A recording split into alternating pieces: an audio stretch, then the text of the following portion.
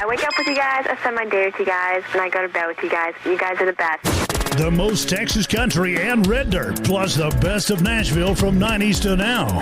It's 5 o'clock somewhere, going out of style. I was thinking out of silence, stay out of Uvalde Radio. Like so many great Texas institutions, it began as an idea, became a vision, and ended up being a legacy. The premier bank of Southwest Texas since 1907, First State Bank of Uvalde provides banking solutions, services, and products with the highest quality customer service, delivered with Southern hospitality and Texas spirit. For all your banking, loan, mortgage needs, or just to grab a cup of coffee and talk about Friday night's Coyote victory amongst the ambience and artwork, we'll be looking down the road for you here at First State Bank of Uvalde. Member FDIC, equal housing lender. Texas Farm Store backs the pack.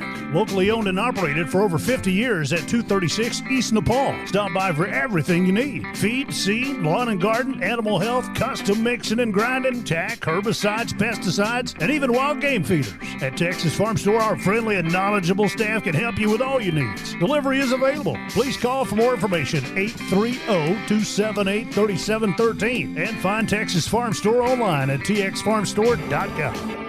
Does your health have you on the sidelines? With over 20 specialty services, Uvalde Memorial Hospital has the winner's playbook of healing. Whether it's orthopedics, oncology, pain management, podiatry, radiology, or rehabilitation, Team UMH can offer you the quality comprehensive health care you need to get back in the game of life. Call us today to learn more at 830-278-6251. Go Coyotes! Star Realty and Ranch salutes our Uvalde High School varsity Coyotes, as well as all our UHS student athletes. Your hard work, dedication, and spirit make you all stars of the game. Star Realty and Ranch are your premier real estate experts, here to provide you with all the resources and information you need to buy or sell real estate. Call to find out more at 830-261-1970 or visit uvalderealty.com. There's power in the simplest of actions. Like one neighbor helping another, where everybody looks out for everybody else. Community is everything at Medina Electric Cooperative, and we're grateful for your trust. To provide the energy you need, giving you the power to power on. Medina Electric Cooperative is a Touchstone Energy Cooperative, your source for power and information. Friday Night Lights, marching bands, school spirit cheers. High school football is happening now. Auto World Uvalde is proud to support all the brave young athletes and to be a part of this wonderful Coyote fighting spirit. When you're ready to touch down on great savings on a new ride, stop by Auto World Uvalde. Test drive and let us help you find what you're looking for. Plus, get warranty forever at no cost to you. Visit AutoWorldUvalde.com today. Go Coyotes!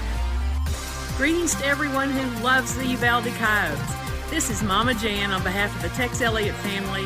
Uvalde strong, we back the pack. Go Yotes!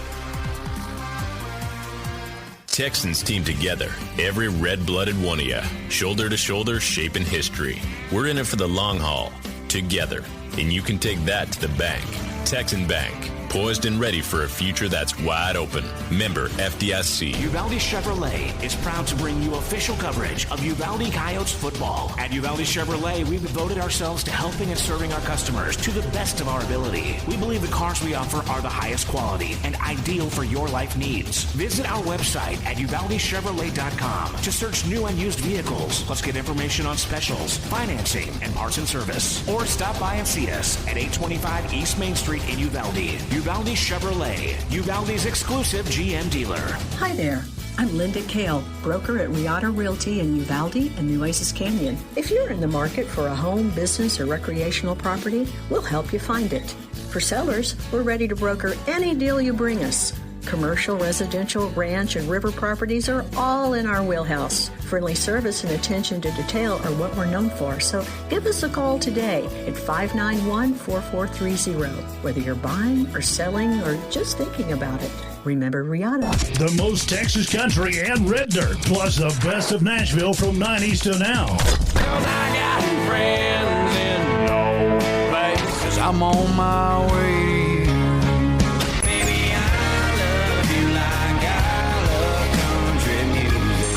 Uvalde Radio. Uvalde Radio.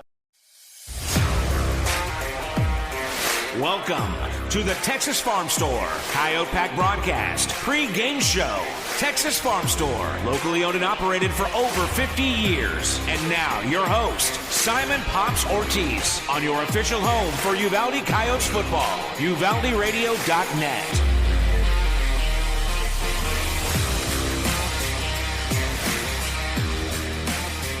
And welcome, Coyote fans, to the Coyote Pack broadcast on UvaldeRadio.net.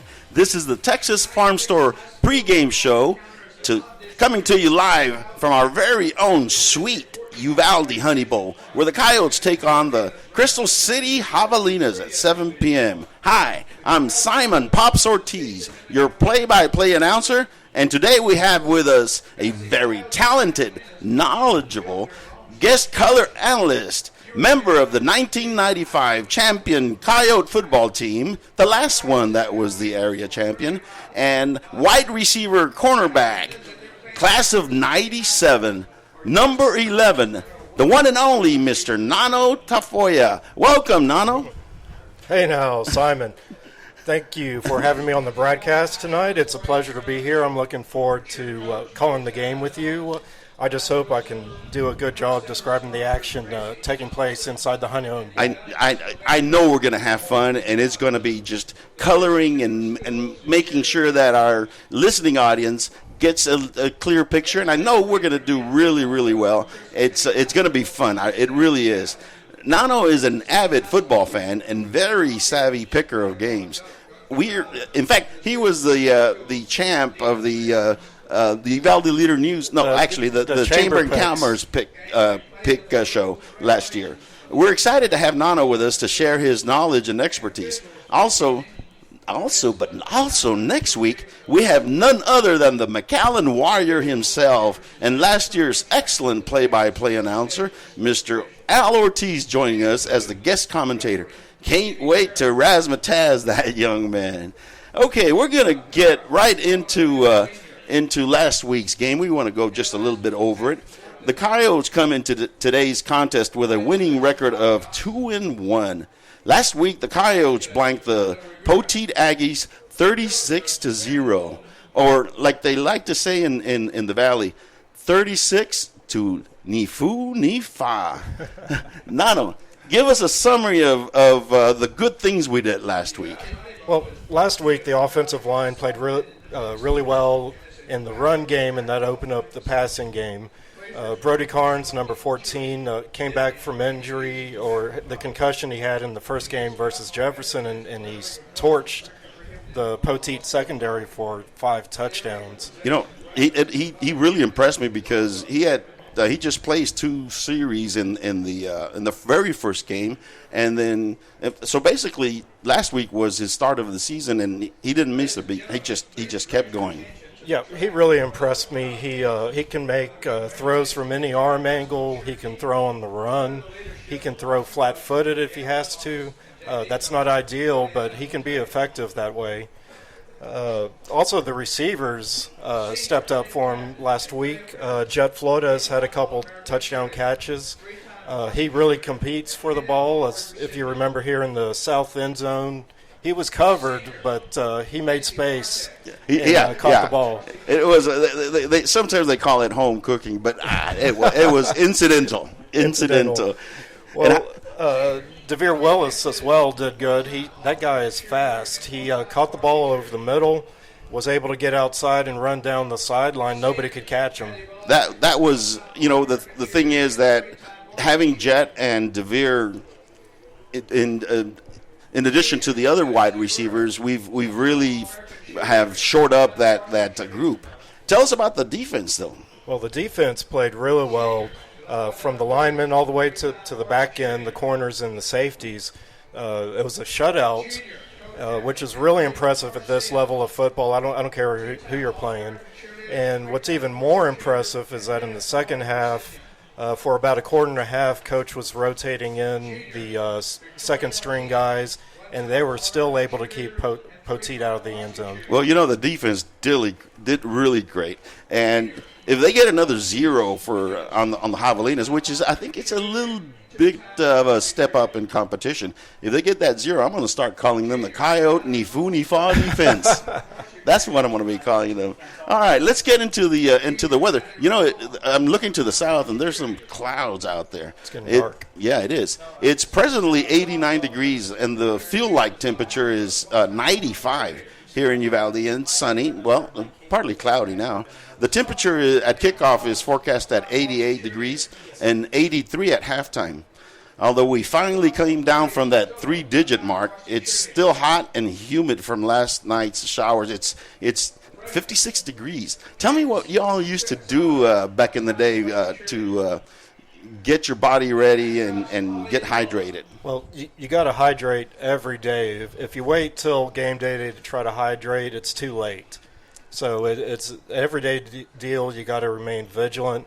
Even though it's not quite as hot and you feel like maybe you don't need to drink quite as much water, don't let that fool you. You do. It's so true. I mean, we haven't really brought that up, that these kids need to be hydrating from the start of the week up until the game, because if they start hydrating right before the game, it's not going to really help them. Exactly. And I did notice last week on the sideline some of the trainers were handing the players pickle juice packets. Yes. That is a very integral part of their job, is to keep our guys hydrated, and that's sort of like giving them a jump start. Exactly. with pickle juice. Very good. So now we're going to go ahead and take a real quick break and be right back with you with the Coach's Corner. This is Simon Ortiz with your UvaldeRadio.net, the official Coyote broadcaster. Texas Farm Store backs the pack. Locally owned and operated for over 50 years at 236 East Nepal. Stop by for everything you need. Feed, seed, lawn and garden, animal health, custom mixing and grinding, tack, herbicides, pesticides, and even wild game feeders. At Texas Farm Store, our friendly and knowledgeable staff can help you with all your needs. Delivery is available. Please call for more information, 830-278-3713. And find Texas Farm Store online at txfarmstore.com.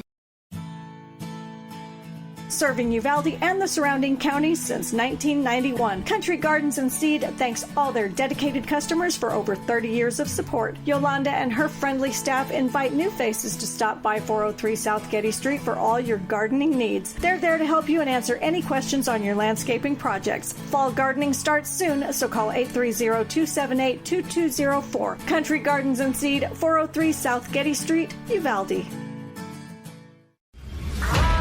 Welcome to the Country Gardens and Seed Coach's Corner. Country Gardens and Seed, Uvalde's one-stop shop for garden and floral needs since 1991.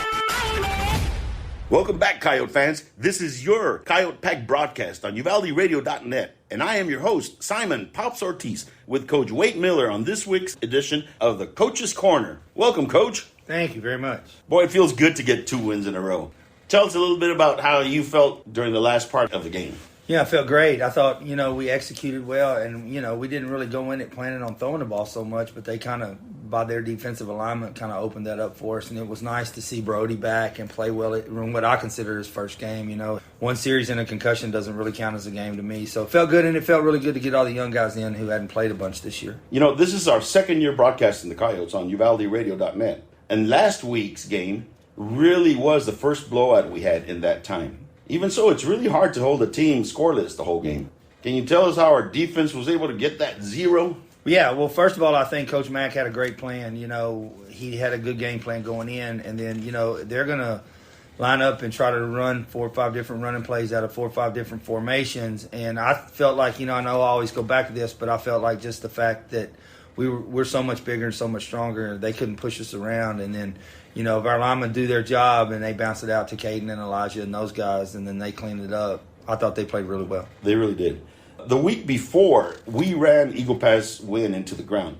But this week, our passing game made the difference and was more prominent. How did that happen? Well, CC Wynn had decided that they were going to play a deep, four deep shell, and they were going to not let us have big plays, and we were going to have to earn our way down the field.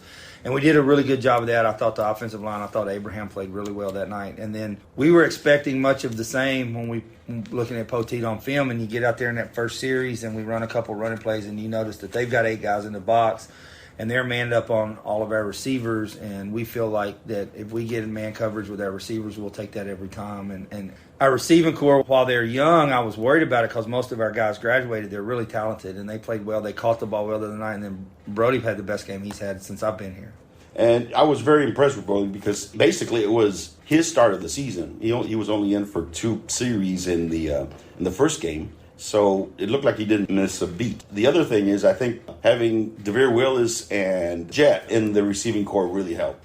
Yeah, it first of all, they're insanely athletic. They're fast and they can catch the ball, but it keeps us able to keep us fresh. We went into the win game with only 4 healthy receivers because Jet had to go to quarterback.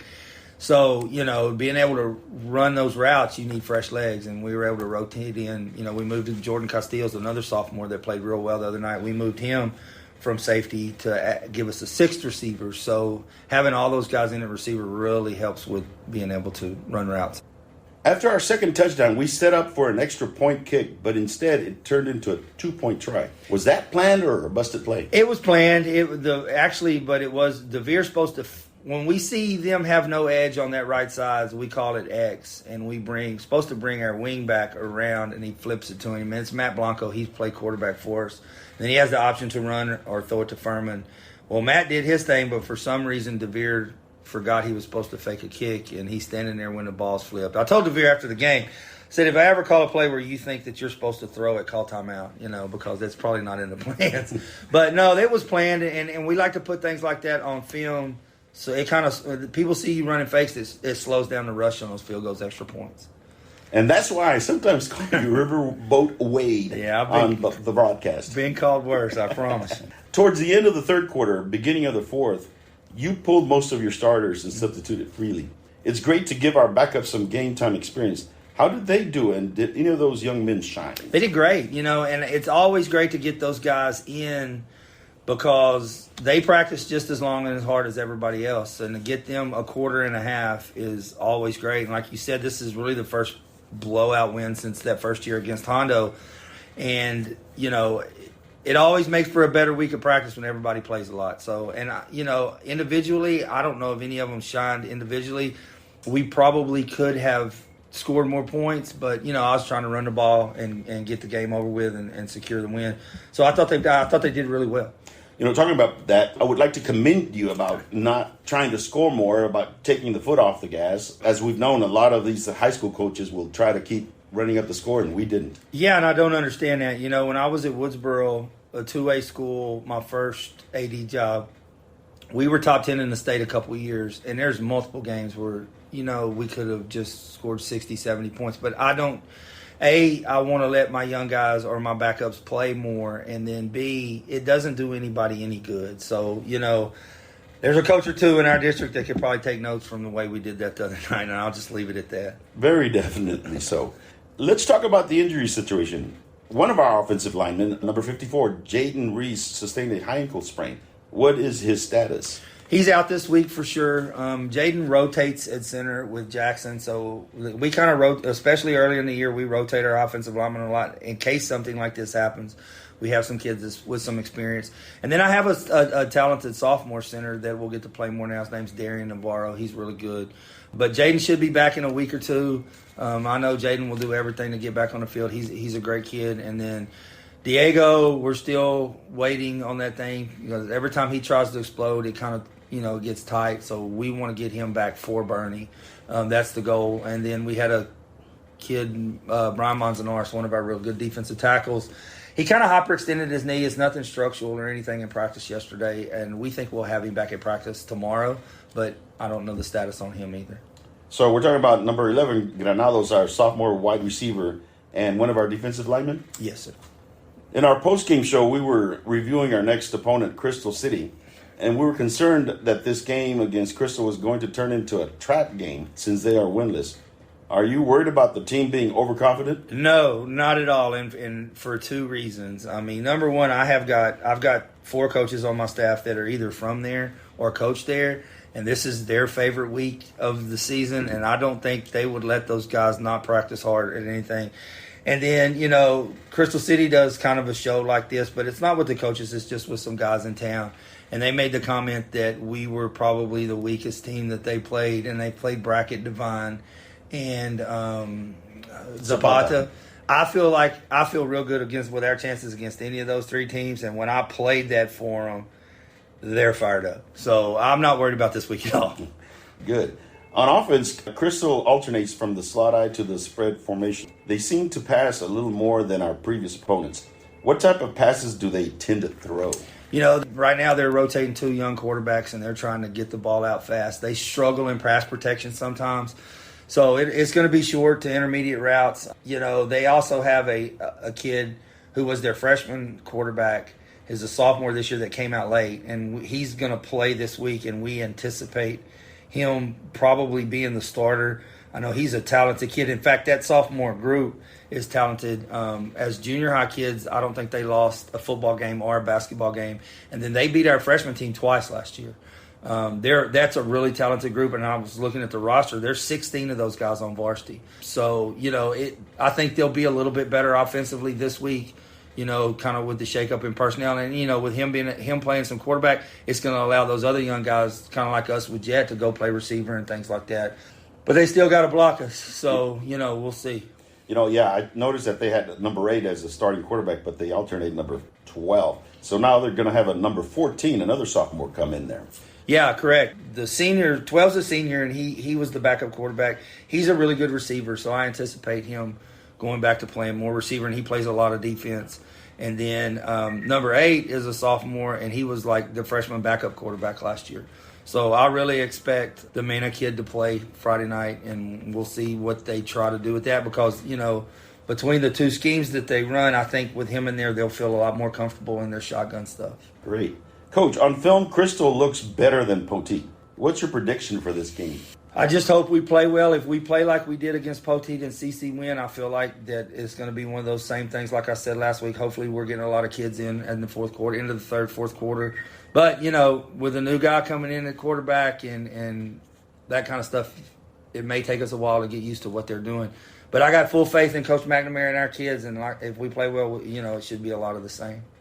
Coach, we're going to have a new feature in the interview, and it's going to be called Coach, Tell Us Something We Don't Know. Okay. So, Coach, tell us something we don't know. You know, I don't know if anybody or very many people other than parents know how well our cross-country teams are doing this year. You know, our boys team has won a couple of meets. In fact, they won a big one up in Kerrville. And then we have a freshman girl that actually won that meet as an individual. So, you know, Coach Libby's doing a great job with those cross-country kids. And if you get a chance to get on the schedule, maybe, I know they run early on Saturday mornings, maybe get a chance to go watch them run. They're impressive. That's good to know, Coach. It really is. We need to support all of our athletic programs, and this is a good opportunity to bring those programs up. Well, Coach, thank you for being with us. Sure. And good luck at the game. Go Coyotes! Go Coyotes! Serving Uvalde and the surrounding counties since 1991. Country Gardens and Seed thanks all their dedicated customers for over 30 years of support. Yolanda and her friendly staff invite new faces to stop by 403 South Getty Street for all your gardening needs. They're there to help you and answer any questions on your landscaping projects. Fall gardening starts soon, so call 830-278-2204. Country Gardens and Seed, 403 South Getty Street, Uvalde. Like so many great Texas institutions, it began as an idea, became a vision, and ended up being a legacy. The premier bank of Southwest Texas since 1907, First State Bank of Uvalde, provides banking solutions, services, and products with the highest quality customer service, delivered with Southern hospitality and Texas spirit. For all your banking, loan, mortgage needs, or just to grab a cup of coffee and talk about Friday night's Coyote victory amongst the ambience and artwork, we'll be looking down the road for you here at First State Bank of Uvalde. Member FDIC, Equal Housing Lender. Vulcan Materials Company is the nation's largest producer of construction aggregates, primarily crushed stone, sand, and gravel, and a major producer of construction materials, including asphalt and ready-mix concrete. One of our core tenets at Vulcan is being a good citizen and responsible steward of the communities in which we operate. From local community groups and philanthropic organizations to supply chain partners, we believe in being active and engaged neighbors. Our responsibility is to build strong relationships that support strong communities. Learn more at vulcanmaterials.com. Welcome back, Coyote fans. This is the Coyote Pack broadcast on UvaldeRadio.net. Well, Nano, let's preview tonight's opponent. The Crystal City Javelinas come in 0-3 for the season. They're a young team, and Dave Campbell's Texas football have them finishing second to last in their district. Even so, I think they look a little better on film than our previous two opponents. They have 20 returning lettermen and 6 offensive and 6 defensive starters back from a 2-8 loss team. Nano, give us a summary on those Javelinas. Well, on offense, the Javelinas alternate between a slot eye formation and a spread formation. From the slot eye, they primarily try to run the ball about 80% of the time, and from the spread, they pass about 60% of the time. They got a young quarterback. They're starting a new guy, a sophomore. His name is number 14, Christopher Mena. They got a senior running back, Jared Urabaso. Let's see, wide receiver, Nick Vargas. On defense, they use a 4-3-4, 4 down linemen, 3 linebackers, 4 defensive backs. They do have some veteran linebackers returning, and they really lean on their defense because their offense is challenged. You know, we've learned a couple of new things. Their new quarterback, number 14, he came in late. He just started this past week, so it's going to be no game film on him, so it's going to be very interesting to see how he does when he comes in like that. Let's talk about tonight's keys to the game. Initially, I thought tonight's game was going to be a trap game since we were playing a team that is 0-3 with no close games played. But I hear that the Javelinas are coming in here with some confidence. They stated on their radio sports show that they think they match up well with us because they view our team as a step down from their last two opponents, Zapata and Divine. I think they gave our players some excellent bulletin board material, and I hear our players are a little riled up and motivated. Nonetheless, I think we need to get up on the score early and not give them any confidence at the start. What other keys to the game do you have, Nano? Well, I feel our offensive line has to play really well tonight. I want to see them run the ball and wear the Crystal City defense out. They don't have a lot of depth like we do. And if we can maintain possession of the ball, we can wear their defense out and then start hitting the long passes down the field. Defensively, we need to tackle better.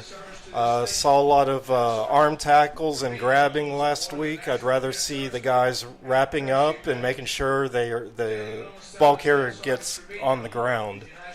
Yeah, I noticed that on defense where tackling is a little, against an inferior opponent, it's okay, but we need to be able to wrap up because we're going to be getting some better opponents in the coming weeks. Exactly, and that brings me to my next point on the special teams. Our kickoff coverage has been suspect. Every game, somebody breaks a long one on us, and we have to rely on our kicker to make a touchdown-saving tackle. And I know that's happened at least 3 times so far this season. 2 games in a row, in fact, that I remember. Okay, well, we're going to take a quick break and come back with the starters and the start of the game. This is the Coyote Pack broadcast on UvaldeRadio.net. Get ready to dive back into the thrilling world of football predictions with Season 2 of Chamber Picks, presented by the Uvalde Area Chamber of Commerce and Visitor Center. Join your host, J. Allen Carnes, along with Mama Jen Elliott, Willie Edwards, and their fellow panelists every Wednesday night at 7 p.m., streaming live on Facebook and YouTube. Each week, join Coach Wade Miller as he provides a game recap and offers a sneak peek into the upcoming challenges for the Coyotes. Sponsored by First State Bank of Uvalde, Uvalde Chevrolet, and at Luigi's Italian Restaurant. Go Coyotes! Cecil Atkinson Motors is proud to be your Chrysler, Dodge, Jeep, Ram, and Wagoneer dealership in Uvalde, Texas. We've been in business for over 37 years as a family-owned car dealership and your one-stop shop of automotive excellence. Stop by and see us at 2630 East Main Street under the giant Texas flag. And help us welcome our new general manager, William Juarez, and his family to Uvalde. We look forward to introducing you to a wide selection of pre-owned vehicles, our stellar finance team, and our dedicated service center.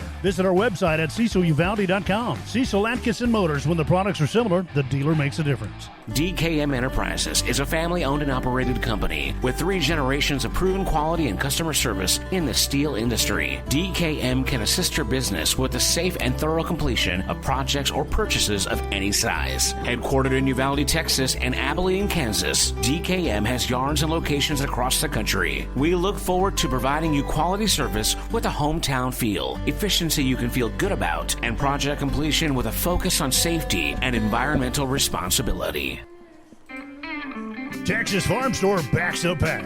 Locally owned and operated for over 50 years at 236 East Nepal. Stop by for everything you need. Feed, seed, lawn and garden, animal health, custom mixing and grinding, tack, herbicides, pesticides, and even wild game feeders. At Texas Farm Store, our friendly and knowledgeable staff can help you with all your needs. Delivery is available. Please call for more information, 830-278-3713. And find Texas Farm Store online at txfarmstore.com. Does your health have you on the sidelines? With over 20 specialty services, Uvalde Memorial Hospital has the winner's playbook of healing. Whether it's orthopedics, oncology, pain management, podiatry, radiology, or rehabilitation, Team UMH can offer you the quality, comprehensive health care you need to get back in the game of life. Call us today to learn more at 830-278-6251. Go Coyotes! And we're back, ladies and gentlemen. This is the Coyote Pack broadcast on UvaldeRadio.net. We're about almost ready to start the game. They're gonna do the coin toss in a minute or so, but let's go over the starters for the game. I think we have a couple of our starters injured, so we'll try to guesstimate who's going to be in the starting lineup. I'll take the offense. Nano, and you can do the defense. Quarterback, we've got number 14, Brody Carnes. Tailback, number 5, Abraham Ale. Fullback, number 45, Landon Klein. Tight end, number 47, Taylor Massey. And I think we've got number 2, Quentin Gant, as one of the wide receivers, and number 15, Josh Verduzco, the other. Right tackle, number 71, Adriel Gonzalez. Right guard, number 52, J.T. Ibarra. Center, number 67, Jackson Parker. Left guard, number 50, Aiden Cantu. And left tackle, number 60, Luke Sagemule. And on defense, who do we have, Nano? Well, Pops, at defensive tackle, we have Aaron Graves and Malachi Lada. Defensive ends, John Elizondo and Ryan Diaz. Middle linebacker, Caden Smith. Weak side linebacker, Devin Brown. The S linebacker, I'm not sure. Strong side, I suppose, yes. Malachi Castano. Mm-hmm. Our cornerbacks, we have a starter out. I believe Willie Garcia will be taking his spot. The other corner is Matt Blanco. Free safety, Jesus Padilla. And strong safety, Elijah Carroll. Well, that really is our starters. Our kicker is going to be number 3, Devere Willis. Our punter is number 24, Chris Mata. Our deep snapper is number 21, Caden Smith. They did the flip, and I think I missed it. Let's see. I didn't see the referee's signal. Yeah.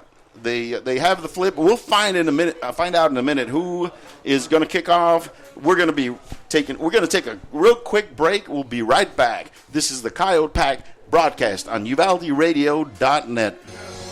Star Realty and Ranch salutes our Uvalde High School varsity Coyotes, as well as all our UHS student athletes. Your hard work, dedication, and spirit make you all stars of the game. Star Realty and Ranch are your premier real estate experts, here to provide you with all the resources and information you need to buy or sell real estate. Call to find out more at 830-261-1970 or visit UvaldeRealty.com.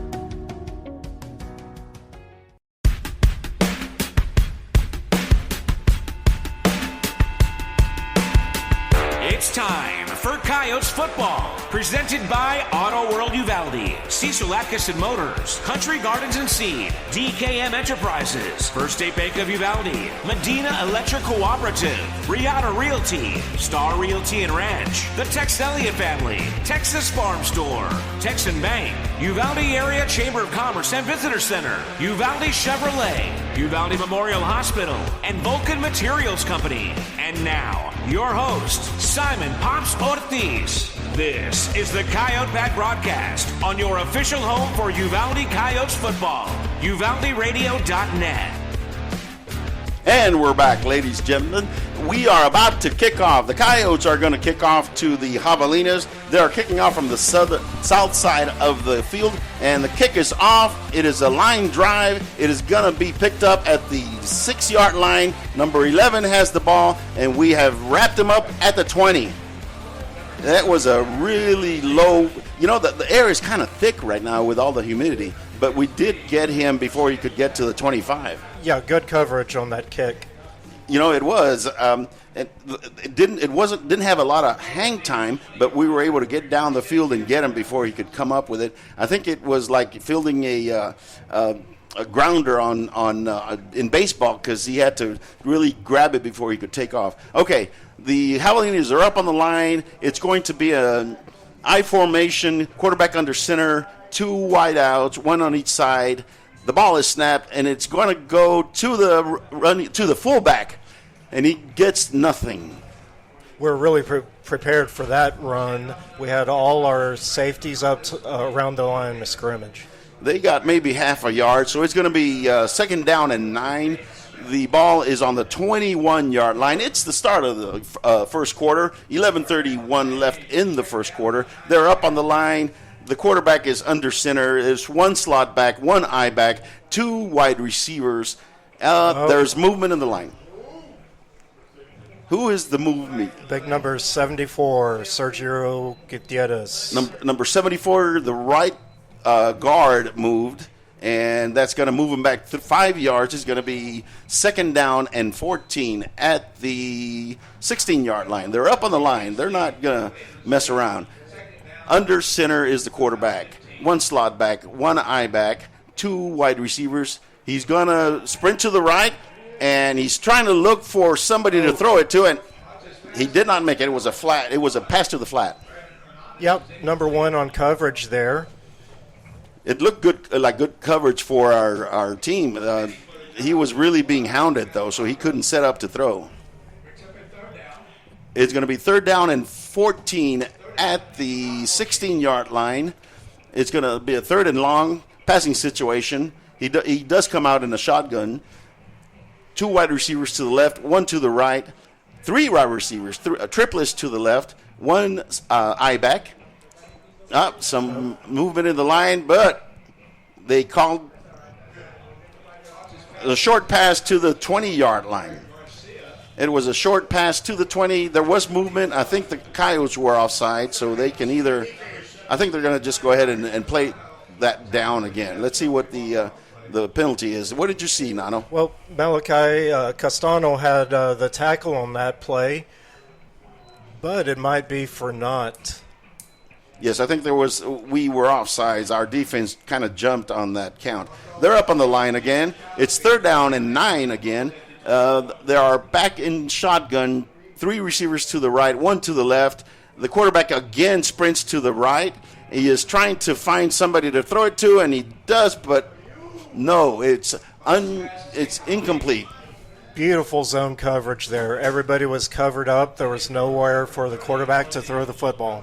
And you know what? There was a lot of pressure on him, so there was nowhere for him to go. He had to just throw it on the run. It's going to be 4th down and 9 at the 21-yard line. 10:37 left, 0-0. The Javelinas are in their punting formation. We've got 2 back receivers, number 4, Jet. And who's the other one, Nano? Number 1, Matt Blanco. Matt Blanco and Jet Flores are back to receive the punt. They are all lining up. They're up on the line. The snap is up. The kick is out. And number 1 gets it, and he returns it to the 39-yard line of the Javelinas. That was a good return. Good return. Caught the ball on the bounce, made one quick cut, head up the field, and gained about 10 yards. He did not waste any movement. He just made one cut and went up the field and was able to get past several defenders. It's going to be 1st and 10 for the Coyotes at the Javelina 38-yard line. The Coyotes are up on the line. Shotgun formation, 1 back, 3 receivers to the left, 1 to the right. The snap is up.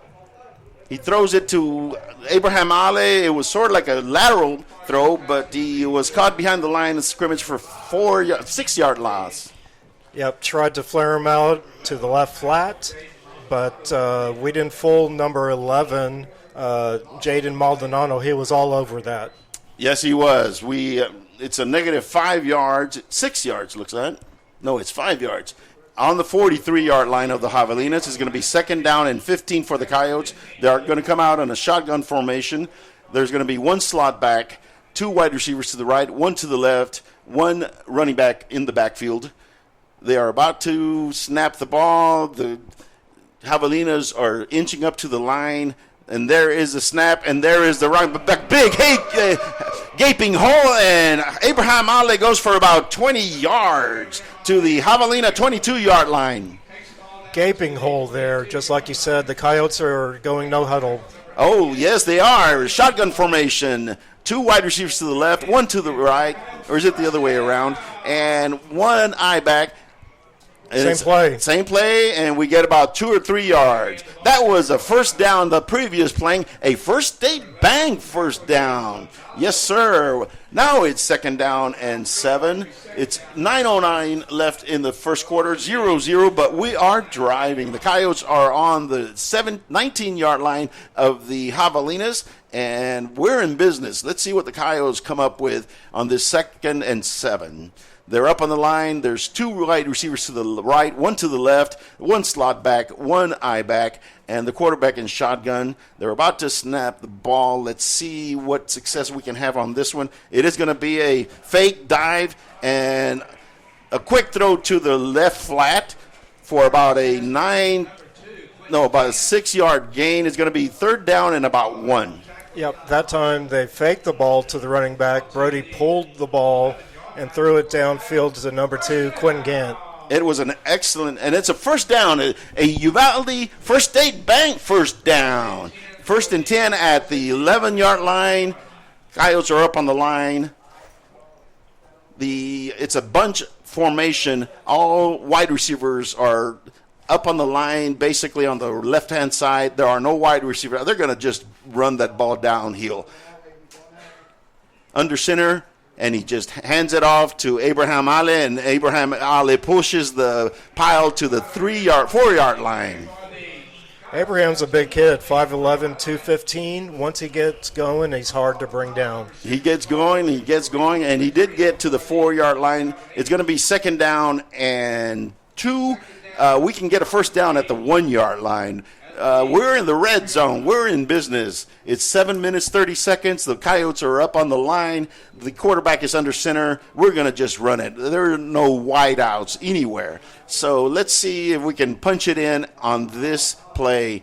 Quarterback is back. He hands it to Abraham, and Abraham gets only to the 2-yard line. So it's going to be 3rd down and 1 at the 2.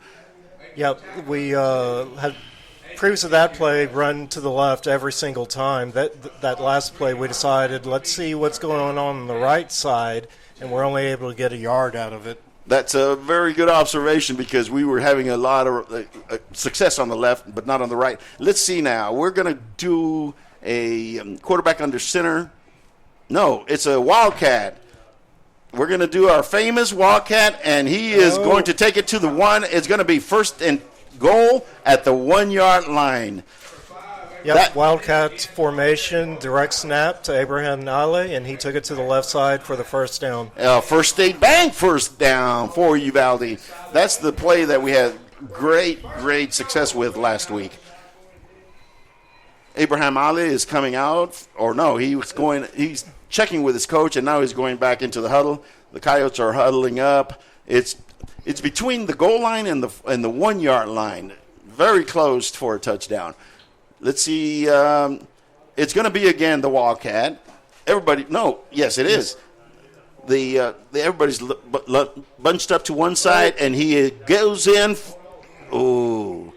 I thought he went in. I thought he got in. There was contact outside of the end zone, but Abraham kind of bounced off of him, and I thought he got in, but apparently not. I thought I saw him bounce in there, but no. He's on the 1 inch line. 2nd down and goal. Jet Flores comes in for Brody. He is going to go out to wide receiver spot. It is going to be another shotgun loaded to the left. And he's going to go to the right and walk in. Touchdown, Coyotes!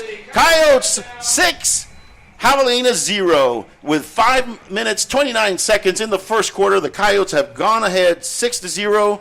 It was that was a nice play. There was a little counteraction to the left side after Abraham caught the direct snap. Quick fake to the left and then went right, and it was wide open. Wide open. An elephant could have gone through there. Okay, it's going to be a 1-point conversion. We're going to try to the kick. It's up, and it is good. Ladies and gentlemen, the Coyotes are ahead 7-0 against the Javelinas. We're going to take a real quick commercial break and be right back with you. This is the Uvalde Coyote Pack on UvaldeRadio.net.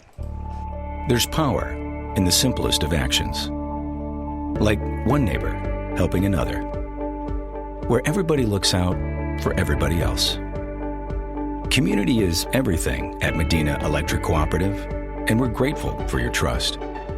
To provide the energy you need, giving you the power to power on. Medina Electric Cooperative is a Touchstone Energy Cooperative, your source for power and information. Friday Night Lights, marching bands, school spirit cheers. High school football is happening now. Auto World Uvalde is proud to support all the brave young athletes and to be a part of this wonderful Coyote fighting spirit. When you're ready to touch down on great savings on a new ride, stop by Auto World Uvalde. Test drive and let us help you find what you're looking for. Plus, get warranty forever at no cost to you. Visit AutoWorldUvalde.com today. Go Coyotes!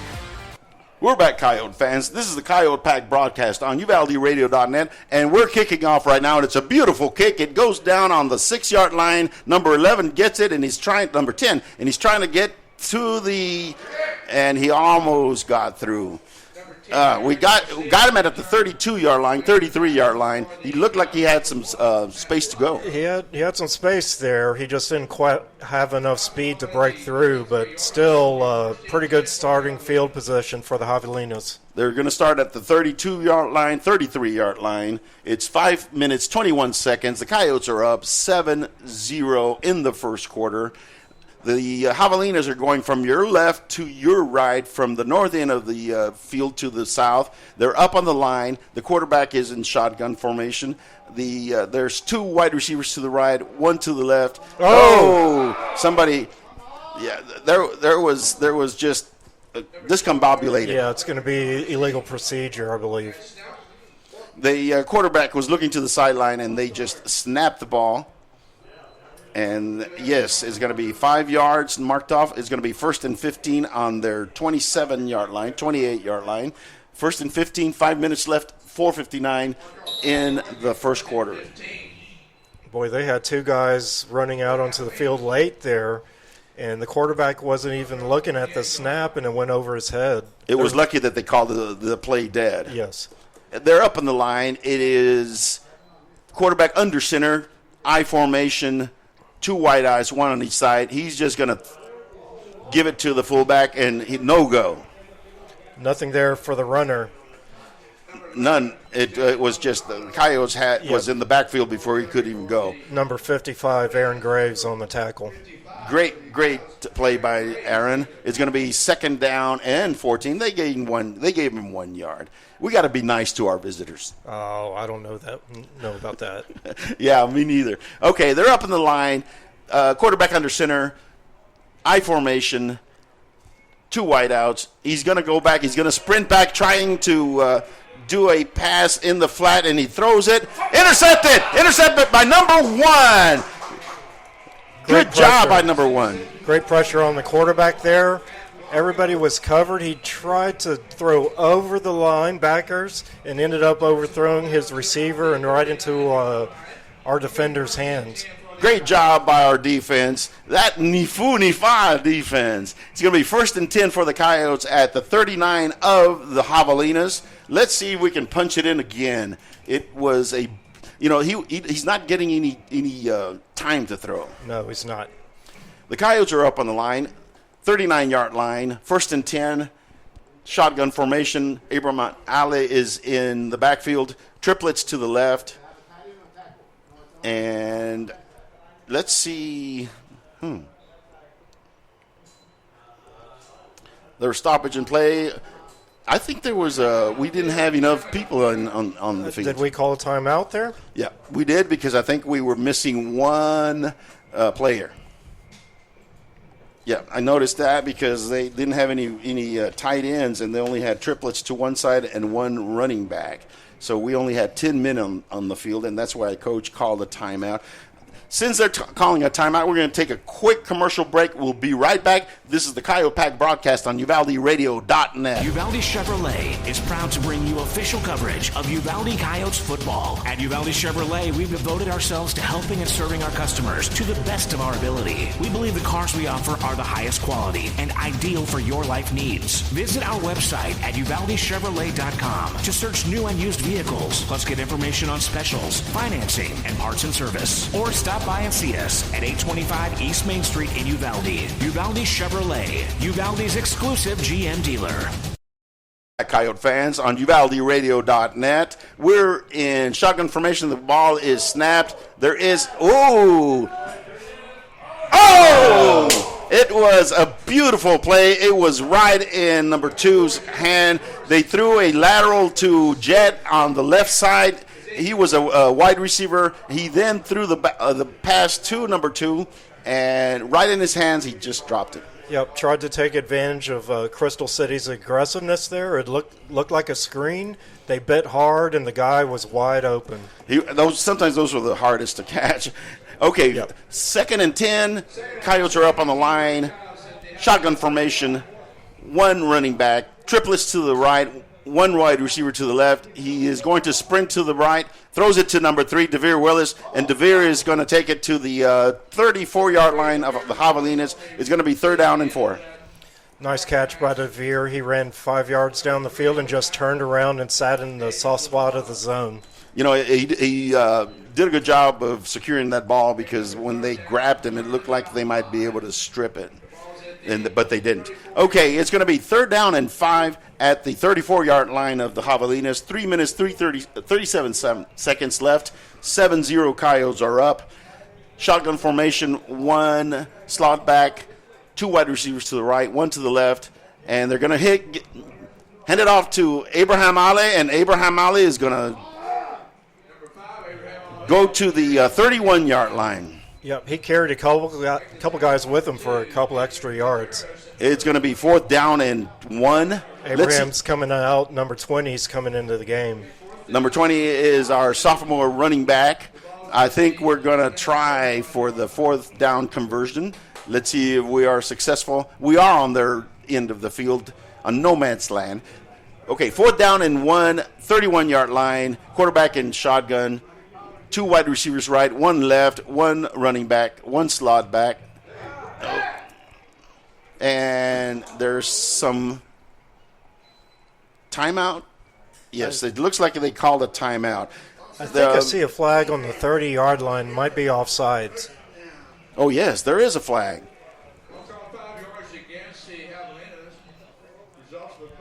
It is a 5-yard mark off on the Javelinas. It's going to be 1st and 10. A First State Bank First and 10 for the Coyotes. They are now on the 26-yard line of the Javelinas.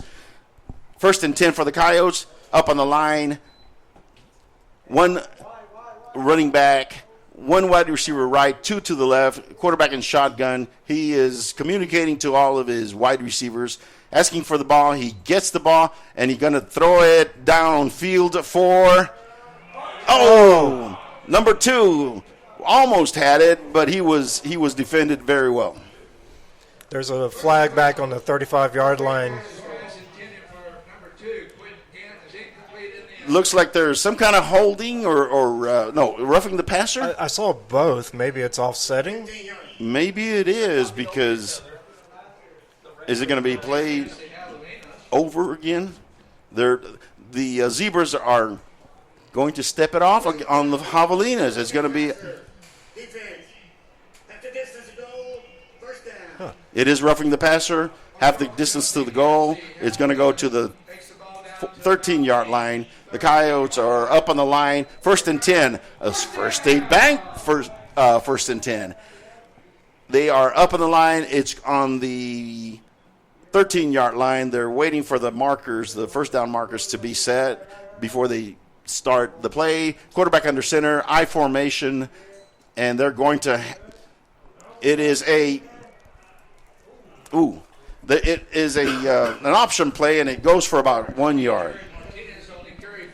It was they faked it, a dive to the fullback, and then Brody optioned it off to the number 20. Jared Martinez. It was a positive play, but not very much. It's only 1 yard. It's going to be second down and 9. Coyotes are up on the line. Brody didn't have the right distance between him and the pitchback. Yes, they were kind of bunched up. Brody's under center. He comes back, and he gives it to Klein, the fullback, and the fullback takes it for about 6 or 7 yards. It's going to be third down and 3.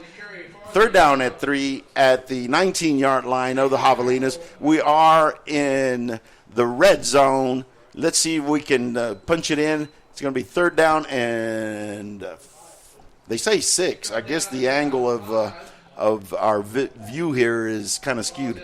The Coyotes are up on the line. Brody is under center. I formation. Wide receiver left, wide receiver right. 2 tight ends. And he's going to throw to number 2. Touchdown! Touchdown, Coyotes! That was a beautiful pass. Yeah, number 2, Quinn Gant atoned for his drop just a second ago. He was wide open one-on-one coverage in the corner of the end zone. You know, he was wide open, and again, but this time he really concentrated and kept his eye on the ball. Yes. Okay, we're lining up for the extra point. Brody is the holder. Caden Smith is a long snapper. Willis DeVere is kicking. The kick is up, and it is good. Ladies and gentlemen, the Coyotes are up 14-0 with 1 minute, 4 seconds left in the first quarter. We are humming and going. We're going to take a real quick break and be right back. This is the Uvalde Pack, Coyote Pack on UvaldeRadio.net. Greetings to everyone who loves the Uvalde Coyotes. This is Mama Jan on behalf of the Tex Elliott family. Uvalde strong, we back the pack. Go Yotes!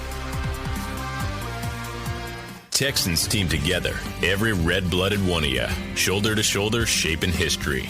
We're in it for the long haul, together, and you can take that to the bank. Texan Bank, poised and ready for a future that's wide open. Member FDIC. Welcome back, Coyote fans. This is the Coyote Pack broadcast on UvaldeRadio.net. We went, 30 yards, 38 yards? 39 on that play. 39 yards. And we just punched it in. It's something that one of our keys of the game, and that was to get ahead and not give him any kind of confidence. Yep, so far so good. The first quarter's gone according to plan. It really has. We've got 1 minute, 4 seconds left. The Coyotes are up 14-0. We have the ball teed up on the 40-yard line. DeVere is back to kick it. They have 3 players back to receive it. And he's approaching the ball. He kicks it. It goes high, and it's going to come down on the 11-yard line. And he took it back to the 28-yard line. Yep, ran through one tackle, tried to make it to the sideline, and he was knocked out there. It was a 18-yard return. They're going to start their next series at the 18-yard line. 28-yard line. And let's see what they can do if they can get anything going. The Coyotes have basically stymied them. It's still in the first quarter, 56 seconds left in the first quarter. They're coming up to the line. The quarterback is going to get under center. It's their new quarterback, number 14. They have tried to pass with him, but with no success. The ball is snapped. They're going to give it to fumble, and he was able to recover it, but it was about 10 yards back. Yeah, it looked like the quarterback reversed out the wrong way, and then he didn't have anybody to hand it off to, and then he tried to jab it in the guy's belly, and the ball just flew up in the air and went backwards. It really did. It's going to be second down and 21. It's on the 19-yard line. They're going to say it's going to be second down and 19. No, it's 20. Shotgun formation. He comes out to the left. He's sprinting to the right, and he's going to throw it and almost caught. He did not catch it. It's an incomplete pass. Number 9 on the coverage there, Wyatt Hughes. He did, number 5 for Crystal City, did have a step on him and got his hands on the ball but couldn't hang on, and he paid a price. He really did. There was 2 defenders that came in and just whacked him. He felt that tackle. He kind of got sandwiched. He sure did. Okay, it's third down and 19 at the 20 or 18-yard line. The Javelinas is up on the line. Shotgun formation, and they're going to call a timeout. Yes, the Javelinas is going to call a timeout. They're going to try regroup. We'll take a real quick commercial break. This is Simon Pops Ortiz on UvaldeRadio.net. Hi there. I'm Linda Kale, broker at Riata Realty in Uvalde and Nueces Canyon. If you're in the market for a home, business, or recreational property, we'll help you find it. For sellers, we're ready to broker any deal you bring us. Commercial, residential, ranch, and river properties are all in our wheelhouse. Friendly service and attention to detail are what we're known for, so give us a call today at 591-4430, whether you're buying or selling or just thinking about it. Remember Riata. Like so many great Texas institutions, it began as an idea, became a vision, and ended up being a legacy. The premier bank of Southwest Texas since 1907, First State Bank of Uvalde, provides banking solutions, services, and products with the highest quality customer service, delivered with Southern hospitality and Texas spirit. For all your banking, loan, mortgage needs, or just to grab a cup of coffee and talk about Friday night's Coyote victory amongst the ambience and artwork, we'll be looking down the road for you here at First State Bank of Uvalde. Member FDIC, Equal Housing Lender. We're back, Coyote fans. The Javelinas are back trying to really throw the ball, and it's another, almost interception. They were going for number 80. Number 1 was able to step in. He had it in his belly, but it came out. Yeah, he undercut the route there. It was like the ball was meant for him. He just couldn't hang on. It was a long pass. They're really trying to pass. They're basically abandoning the run. It's fourth down and 19 at their 19-yard line. It's 25 seconds left in the first quarter. Looks like they're going to they're back in punt formation. We've got 2 players back. Jet Flores and Matt Blanco back to receive. The snap is back. The punt is up. Number 4, Jet, gets the ball, and he tried to make it across the field, but was not able to. Nope, he should have just set it straight up the field. Yep, he lost about 2 or 3 yards. We're going to start on the Javelinas' end of the field anyway, on their 48-yard line. We've got 16 seconds left in the first quarter. The Coyotes are going to run one more play in this first quarter, and let's see what the end result of this play is going to be. Brody is looking back for a running back, and here comes number 20. Somebody forgot to tell him he was supposed to be out there with the offense. It's going to be an I formation. Brody is under center, one wide out left, one wide out right. He's looking to see what play he's going to run. He is going to go ahead and run it, and it's a fake dive to the fullback. He kept it, but they wrapped him up with about a 3-yard loss. That's going to bring up the end of the first quarter. The Coyotes are on their own end of the field now at the 49, and we're going to have a change of field for the second quarter. We're going to take a real quick commercial break and come right back. This is the Uvalde Pack broadcast on UvaldeRadio.net. Vulcan Materials Company is the nation's largest producer of construction aggregates, primarily crushed stone, sand, and gravel, and a major producer of construction materials, including asphalt and ready-mix concrete. One of our core tenets at Vulcan is being a good citizen and responsible steward of the communities in which we operate. From local community groups and philanthropic organizations to supply chain partners, we believe in being active and engaged neighbors. Our responsibility is to build strong relationships that support strong communities. Learn more at vulcanmaterials.com.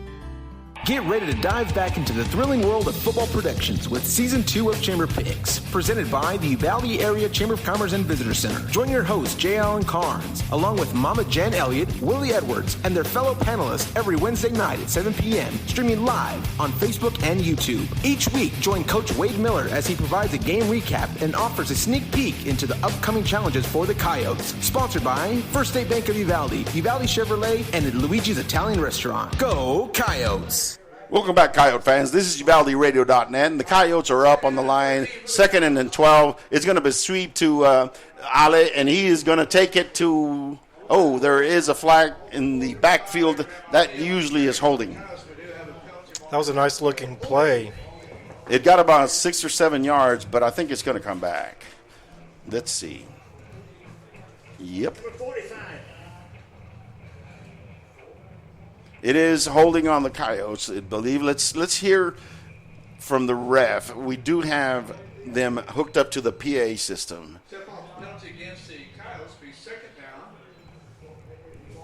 It's going to be 2nd down and 21, 22 on the Coyotes' 39-yard line.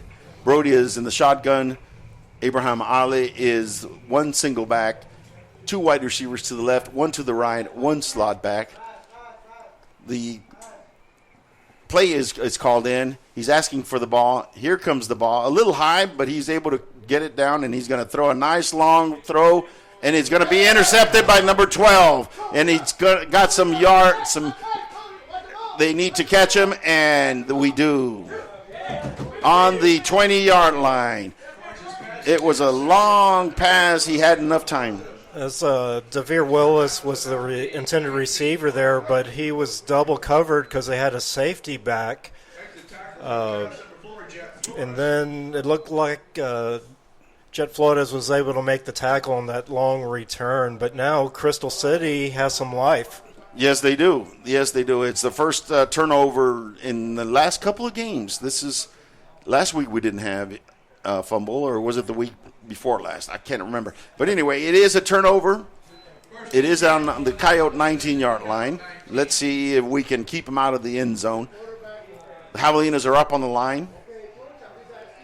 We are up 14-0. Start of the second quarter. Quarterback under center, I formation, and he is going to turn around and give it to the I-back, and the I-back is trying to get 1 or 2 yards. That was sophomore Eric Garcia on the carry off to the right side. And he was able to get 2 yards. It's going to be 2nd down and 8 at the Coyotes' 17-yard line. 2nd down and 8. It's 10:55 in the second quarter. We're up 14-0. The Coyotes are up 14-0. The Javelinas are up on the line. The quarterback is under center. He's looking back at his I-backs. There's 2 I-backs. He's going to turn around and give it to the good job by number 21. He was in the backfield right as the ball was handed off to the fullback. It's going to be a loss of yards. Caden Smith destroyed the ball carry on that one. That was nice. That was very nice. It's going to be a 3rd down and 10 now, or 3rd down and 9. 3rd down and 9 at the Coyote 18-yard line. 10-13 left in the half. The Javelinas are up in the line. They are in shotgun formation. I think it's a passing down for them. Ooh, there's movement in the line. There is a flag thrown. He thinks it's a... No. He caught it, but I think he was out of bounds, and I think they stopped the play. They called the play dead. False start on Crystal City. And apparently the players didn't really hear the whistle. No wonder the back judge didn't call whether it was a catch or not. So now they are going to mark off some yardage on the Javelinas. It's going to start at the 18-yard line, and they're going to mark off 5 yards. That brings the ball back to the 23-yard line. That's where Javelinas will have a third down, play over, and 13. I think the refs need to do a quality check on their whistles because I couldn't hear anything up here. Did you? No, I did not. I did not hear one whistle. Okay, it's a shotgun formation, triplets to the right, and he is to the left, and he's going to try to... he was able to get away from number 33. He's got a lot of running room, and he's going to get to the 16-yard line for a first down. It's going to be 1st and 10 for the Javelinas. It was a broken play. Yeah, the quarterback sprinted left under heavy pressure, so he reversed field, and our defensive end on our left side sucked in too far and lost containment, and the quarterback went outside and went up the sideline. So it's going to be 1st and 10. It's going to be 1st and goal. Then there is a flag because they marked off, and it's going to be on the 3-yard line. 1st and goal for the Javelinas on the 3. They're up on the line. Quarterback is under center. One slot back, one running back, and he's going to give it to that, and he's going to walk in. Touchdown, Javelinas. We had every opportunity to stop that run, but again, we lost contain on the outside, and the running back sprinted for the pylon. You know, that happened a couple of times, especially against the wind, where we were setting the edge, and they were able to sprint to the outside. It is a touchdown for the Javelinas. It's 14-6 now with 9 minutes, 20 seconds. They're setting up for the extra point. Number 85 is the holder. Number 11 is going to be the kicker. They're waiting for one more of their players to get out there because they don't have enough men on the field for their kicking unit. He is now out there. They've got 18 seconds left in the play clock. The ball is up, and it is good. Ladies and gentlemen, it's 14-7. Coyotes up. 9 minutes, 20 seconds left in the half. We're going to take a real quick break. We'll be right back. This is the UvaldeRadio.net. Cecil Atkinson Motors is proud to be your Chrysler, Dodge, Jeep, Ram, and Wagoneer dealership in Uvalde, Texas. We've been in business for over 37 years as a family-owned car dealership and your one-stop shop of automotive excellence. Stop by and see us at 2630 East Main Street under the giant Texas flag. And help us welcome our new general manager, William Juarez, and his family to Uvalde. We look forward to introducing you to a wide selection of pre-owned vehicles, our stellar finance team, and our dedicated service center. Visit our website at ceciluvalde.com. Cecil Atkinson Motors. When the products are similar, the dealer makes a difference. Well, we did. This is Simon Pop Ortiz on UvaldeRadio.net. Welcome back, Coyote fans. One of the keys was not to let them score or have a turnover, and we did, but we're still up 14-7, with 9 minutes, 20 seconds left in the half. We are about to receive the kickoff. The ball is teed up at the 40-yard line. They're spreading out and getting ready to rush downfield. The kicker is going back. It's number 42 for the Javelinas. We've got 3 receivers back. The ball is kicked. It's up in the air. It's going to go to the middle of the receiver. He's going to go straight upfield. And he takes to the right. And he's finally tackled at the 31-yard line. They say they got they say he's down. He's down. They called forward progress. The Crystal City defender ripped the ball away from our return man, But his forward progress had already been stopped. And it was a correct call. We did see that. It was on our side of the field, and the player was going down already, and they had already whistled it dead. We're starting on our own 30-yard line, 1st and 10. Coyotes have the ball, 14-7, 9:06 left in the half. Brody is under center. We have I-back, 1 wide out, 2 tight ends. The ball is snapped, and he's going to pitch out to Abraham Ale, and Abraham is going to take it to about a 4-yard gain. 4-yard gain. 2nd and 7.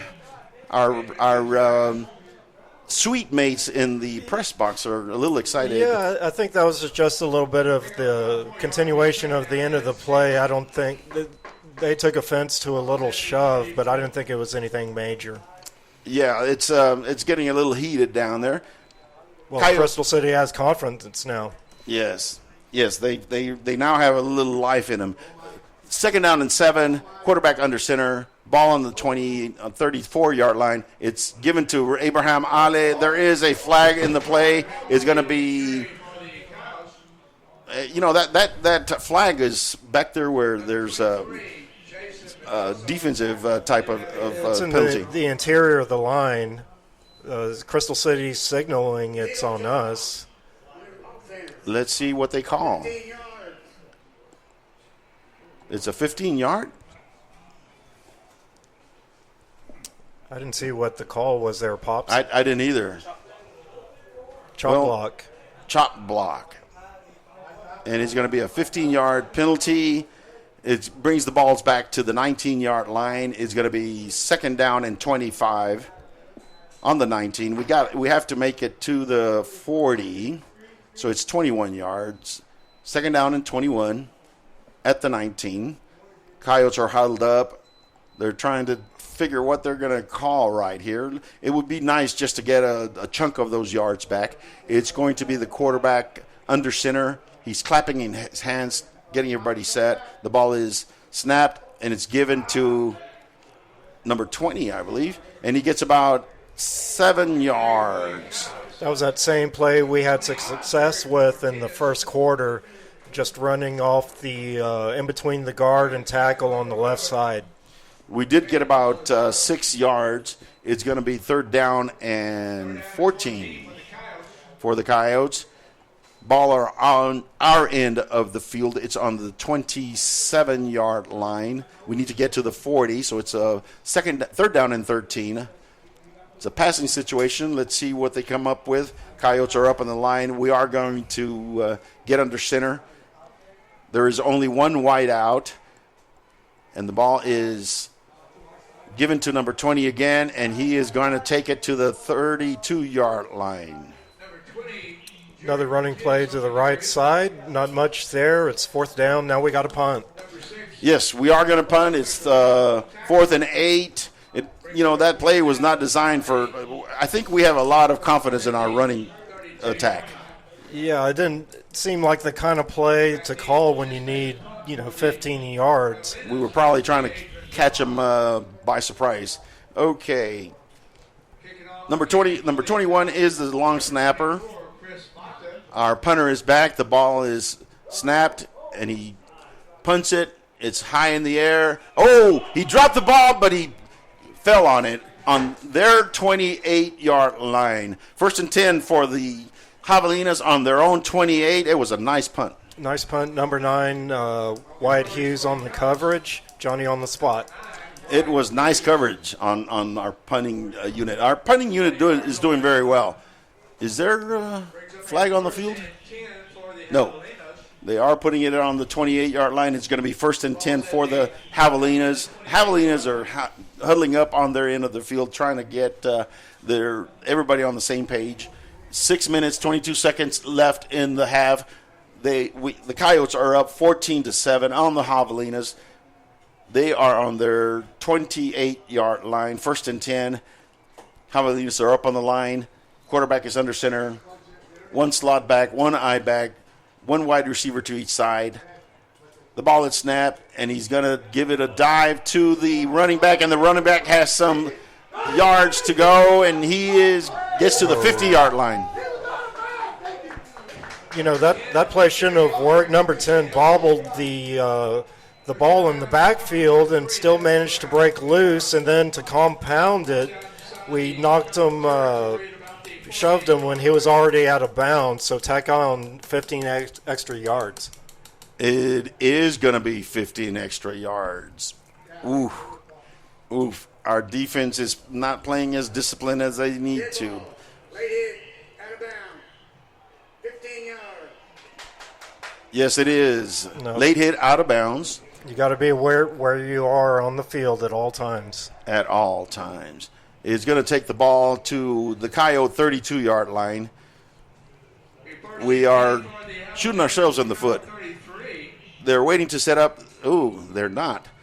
They handed out the ball, and he is taking the ball to the 28-yard line. They shouldn't have snapped the ball because the chain gang wasn't in place yet. Right. But they did, and they got 4 yards, 2nd down and 6 on the Coyote 28-yard line. They're not well. They had a good rush attempt that took it about 30 yards, but that 15-yard penalty really hurt. Yes. Javelinas are up on the line on the Coyotes 28, 2nd and 6. Quarterback's under center. He turns around and gives it a dive, and they're saying, okay, we're going to run this play until you stop it, and we did for about 2 yards. Aaron Graves, whoa. This game is getting ugly. Yes, it is. Yes, it is. There's some pushing and shoving. Flags are out. The refs are discussing. One of the Javelinas is trying to plead his case. And let's see if we can hear, or our mics can hear.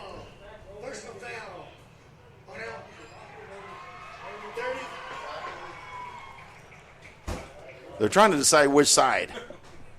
He's pointing both ways. It's dead ball on the Javelinas. It's going to be a 15-yard penalty.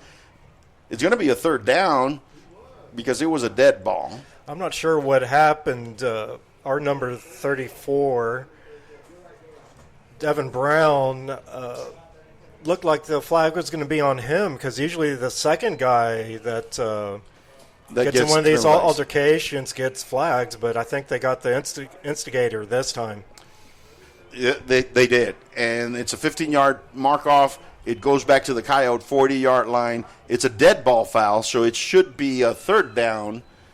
Yes, it's going to be a 3rd down and 17 yards. Yep, we really needed that break. Yes, we did. Because they were just driving.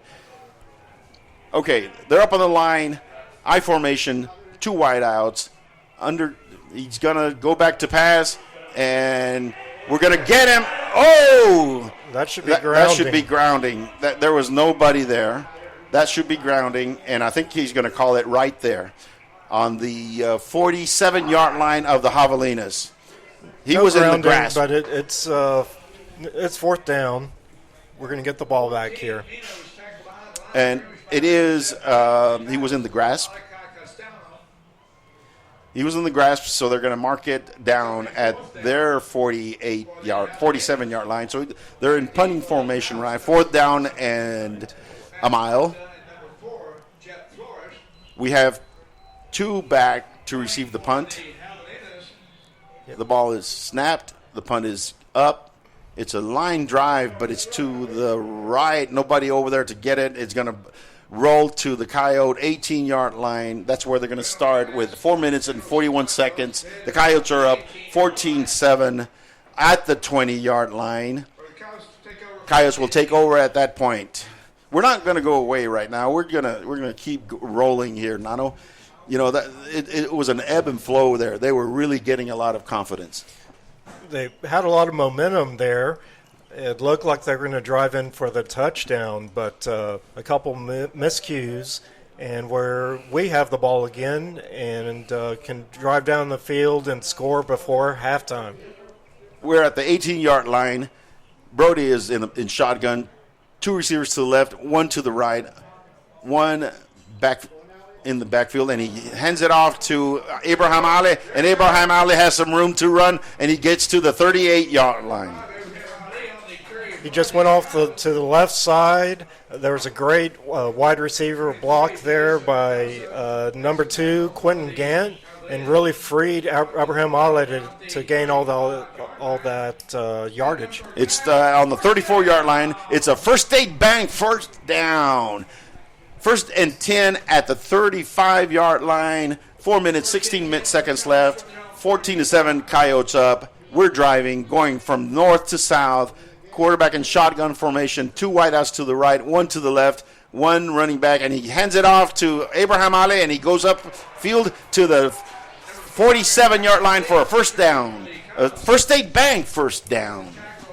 Abraham went off to the right side, put his foot in the ground, and went straight up the field for about 11 yards. He was going north and south, and let's go. 1st and 10 for the Coyotes on their own 46-yard line. We've got 3 minutes and 43 seconds, plenty of time to put a score in, get a little breathing room. 14-7, the Coyotes are up. Quarterback's under center. No, he's on shotgun. 2 wideouts to the left, 1 to the right. Running back in the backfield, 1 slot back, and he's going to give it again to Abraham, and Abraham is going to take it for about 3-yard line. It's going to be 2nd down and 7.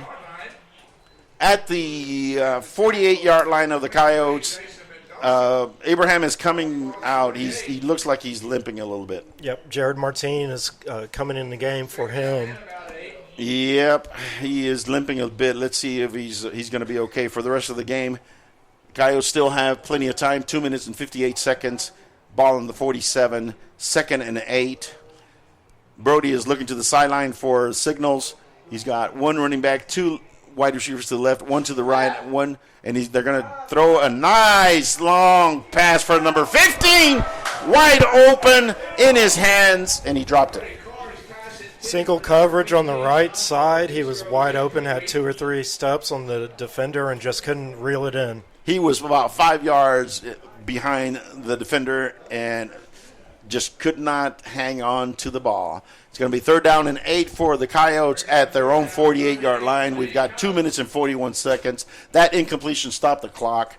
14-7, and I think, yes, they're coming out again, shotgun formation. Number 20 is in the backfield. Triplets to the right, 1 wide receiver to the left. Let's see if they send some pressure on Brody. He's going to sprint to the left, and he throws it, and incomplete. No, that's a catch. Oh, that's a catch. I mean, I don't know how he fit the ball in there, but it was a completion. I think that's how they need to throw it to Gant. The offensive line blocked great for Brody Carnes there, and he zipped one in there. I don't know how the receiver caught it, but we got a first down. It's a First State Bank first down, brought to you by First State Bank. 1st and 10 on the 44-yard line of the Javelinas. 2 minutes, 12 seconds. Quarterback in shotgun. 2 wideouts to the right, 1 to the left, 1 slot back, 1 running back, and it's number 20, and he's going to lose half a yard. It's going to be 2nd down and 11 at the 45-yard line. 1 minute and 53 seconds and counting. It is a running play. The clock does not stop. Brody comes to the sideline to get a play from the coach. He's running back to the huddle. They're huddling up. 1 minute 37, 1 minute 36. We've got 1 minute and 34 in the half.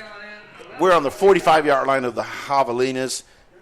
Quarterback is in shotgun formation. Triplets to the right, 1 to the left, 1 running back in the backfield. He's sprinting to the right, and he's going to throw it to, and he catches it. He didn't get out of bounds.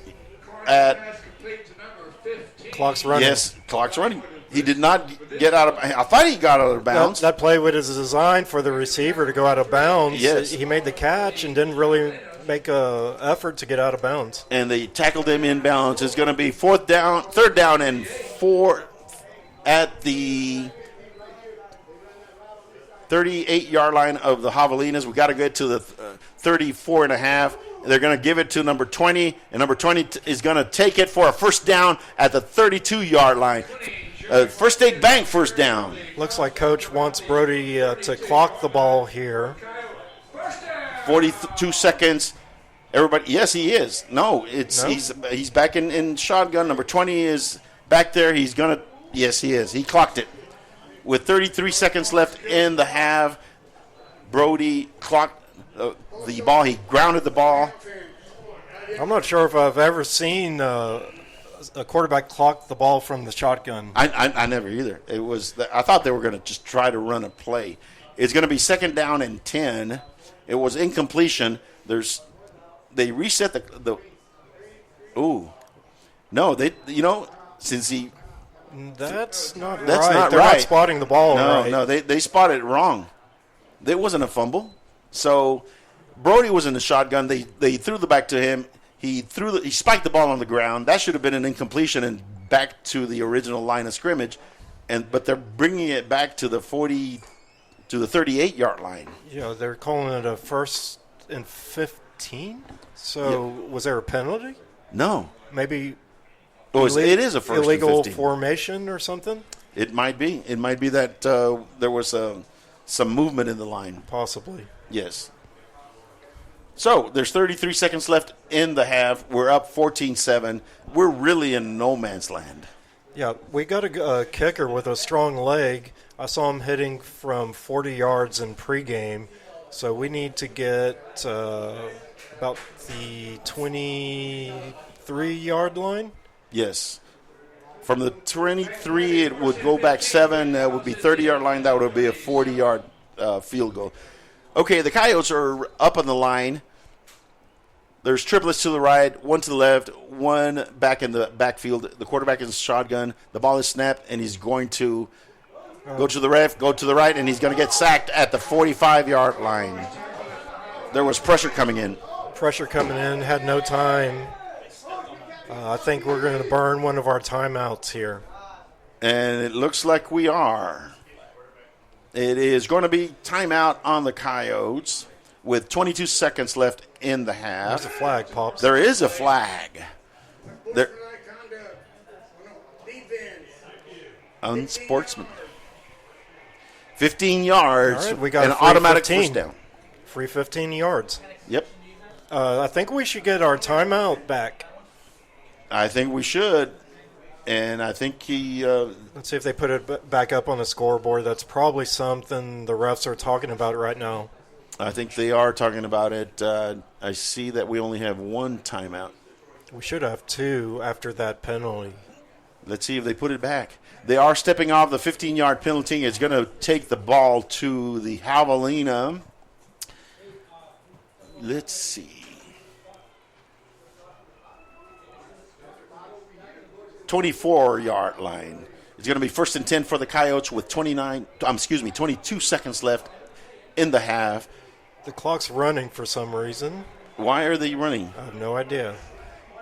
That should not be running, but they did start it. Snap the ball, guys. Snap the ball. Here we go. 11 seconds. 9 seconds. Throw it. And he's going to throw it, and he has a man wide open. Oh, just a inch over. Pretty pass over the shoulder. Beautiful pass. It's going to be 2nd and 10. 5 seconds left. We're going to go for it again. 5 seconds left in the half. We are on the 24-yard line. 2nd and 10. Time for one more play. I say they try the same one. What do you think? It looked good on the last play. Maybe run it to the opposite side of the field this time. Yes. Although we're on the short side of the field, the right hash mark is on the short. They are on the right hash mark. Quarterback is in shotgun, double wide receivers, and somebody calls a timeout. I think the Javelinas want to talk it over. You know, since we called a timeout after the sack, they never gave us the timeout back after the penalty. But they started the clock, and we lost a good 12, 15 seconds. Yep, that was a big error. We're not going to go to a commercial break. We're going to stay right here. We think that the Coyotes have a good opportunity. They've been able to get separation on their defensive backs. Just haven't been able to quite connect. It's either the ball is just a little off or the concentration. It's got to be the concentration. Yes, because we've been way open multiple times. The Coyotes are up on the line, and the Javelinas are still huddled on the sideline. They're trying to decide what they're going to do, and now they're coming out to set up in their defensive formation. Coyotes have number 3 and number 4, DeVere Willis and Jet Flores to the left, wide out to the left. There's 2 to the right. Quarterback in shotgun. The ball is going to be snapped. Let's see if he has enough time. He's going to be snapped. And that is going to be the end of the half. The Coyotes are up 14-7.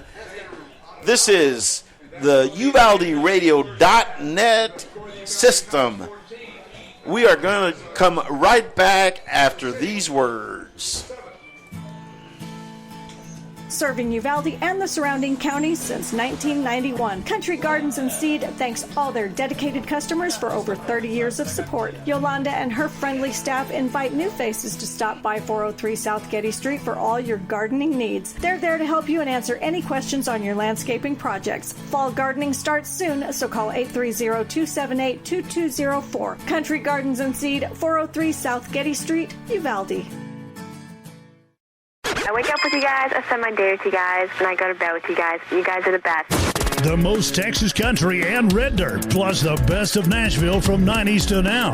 It's 5 o'clock somewhere, going out of style. I was thinking out of silence, stay out of Uvalde Radio. Like so many great Texas institutions, it began as an idea, became a vision, and ended up being a legacy. The premier bank of Southwest Texas since 1907, First State Bank of Uvalde, provides banking solutions, services, and products with the highest quality customer service, delivered with Southern hospitality and Texas spirit. For all your banking, loan, mortgage needs, or just to grab a cup of coffee and talk about Friday night's Coyote victory amongst the ambience and artwork, we'll be looking down the road for you here at First State Bank of Uvalde. Member FDIC, Equal Housing Lender. Texas Farm Store backs the pack.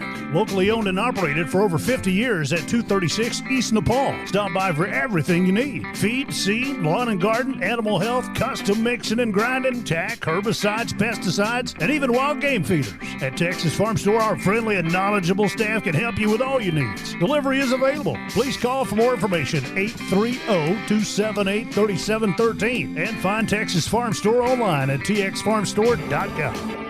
Does your health have you on the sidelines?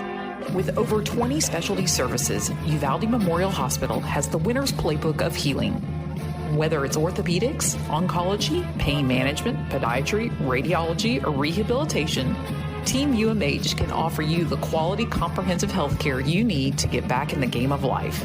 Call us today to learn more at 830-278-6251. Go Coyotes! Star Realty and Ranch salutes our Uvalde High School varsity Coyotes, as well as all our UHS student athletes. Your hard work, dedication, and spirit make you all stars of the game. Star Realty and Ranch are your premier real estate experts, here to provide you with all the resources and information you need to buy or sell real estate. Call to find out more at 830-261-1970 or visit UvaldeRealty.com. There's power in the simplest of actions. Like one neighbor helping another, where everybody looks out for everybody else. Community is everything at Medina Electric Cooperative, and we're grateful for your trust. To provide the energy you need, giving you the power to power on. Medina Electric Cooperative is a Touchstone Energy Cooperative, your source for power and information. Friday Night Lights, marching bands, school spirit cheers. High school football is happening now. Auto World Uvalde is proud to support all the brave young athletes and to be a part of this wonderful Coyote fighting spirit. When you're ready to touch down on great savings on a new ride, stop by Auto World Uvalde. Test drive and let us help you find what you're looking for. Plus, get warranty forever at no cost to you. Visit AutoWorldUvalde.com today. Go Coyotes! Greetings to everyone who loves the Uvalde Coyotes. This is Mama Jan on behalf of the Tex Elliott family. Uvalde strong, we back the pack. Go Yotes! Texans team together, every red-blooded one of you, shoulder to shoulder, shaping history. We're in it for the long haul, together, and you can take that to the bank. Texan Bank, poised and ready for a future that's wide open. Member FDIC. Uvalde Chevrolet is proud to bring you official coverage of Uvalde Coyotes football. At Uvalde Chevrolet, we've devoted ourselves to helping and serving our customers to the best of our ability. We believe the cars we offer are the highest quality and ideal for your life needs. Visit our website at UvaldeChevrolet.com to search new and used vehicles, plus get information on specials, financing, and parts and service. Or stop by and see us at 825 East Main Street in Uvalde. Uvalde Chevrolet, Uvalde's exclusive GM dealer. Hi there. I'm Linda Kale, broker at Riata Realty in Uvalde and the Oasis Canyon. If you're in the market for a home, business, or recreational property, we'll help you find it. For sellers, we're ready to broker any deal you bring us. Commercial, residential, ranch, and river properties are all in our wheelhouse. Friendly service and attention to detail are what we're known for, so give us a call today at 591-4430. Whether you're buying or selling or just thinking about it, remember Riata. The most Texas country and red dirt, plus the best of Nashville from 90s to now. 'Cause I got friends in no places. I'm on my way.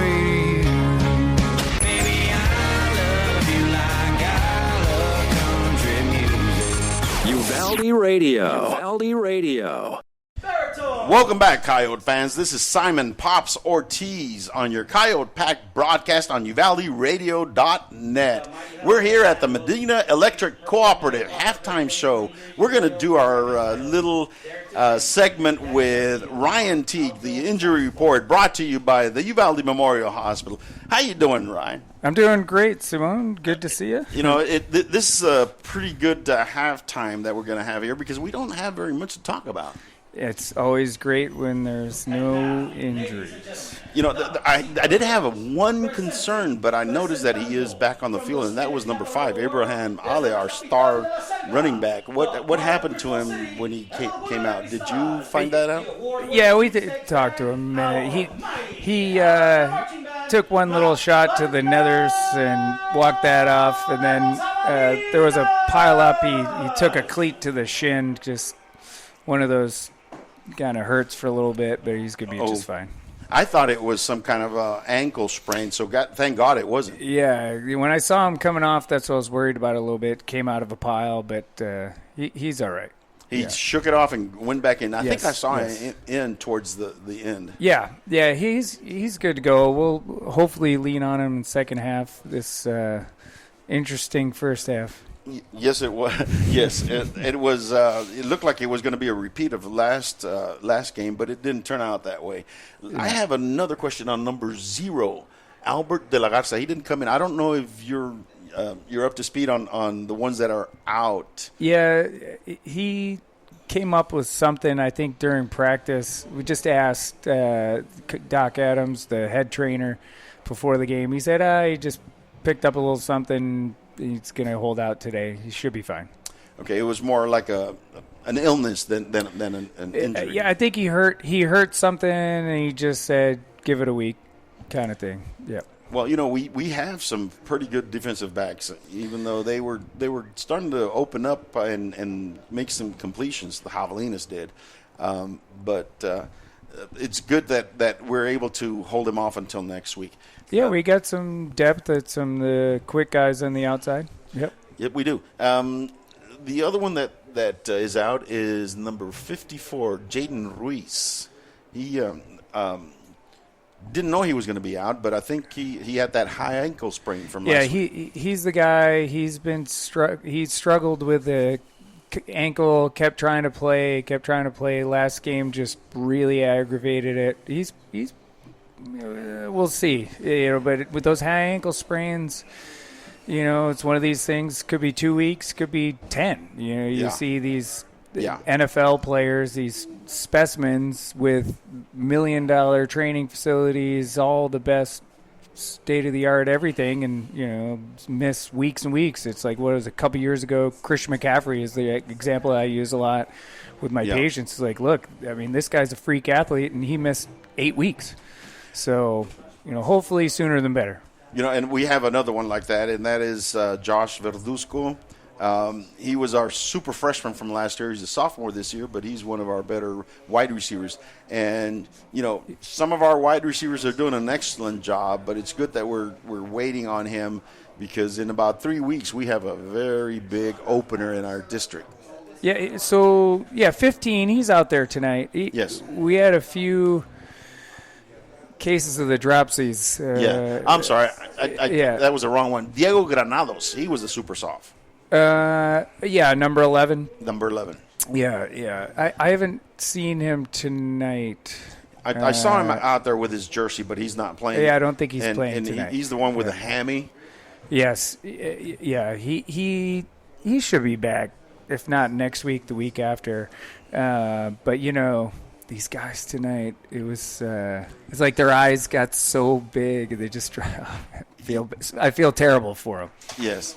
It was, there was a lot of passes that were just there. It was perfect passes, I will say that I feel bad for the guy dropping it, and I feel bad for Brody. He's trying to put this stuff on tape, and and then this happens. Well, you can't catch it for him, so you can still use the tape, but. Yep. So, the good news is that we didn't have any catastrophic injuries. Yes. And the better news is, we have Divine next week, which, by the way, they're losing right now. Oh, yeah? Yeah, they are at halftime. We'll go over that with Nano at the later on in the halftime. Who are they playing, Hondo?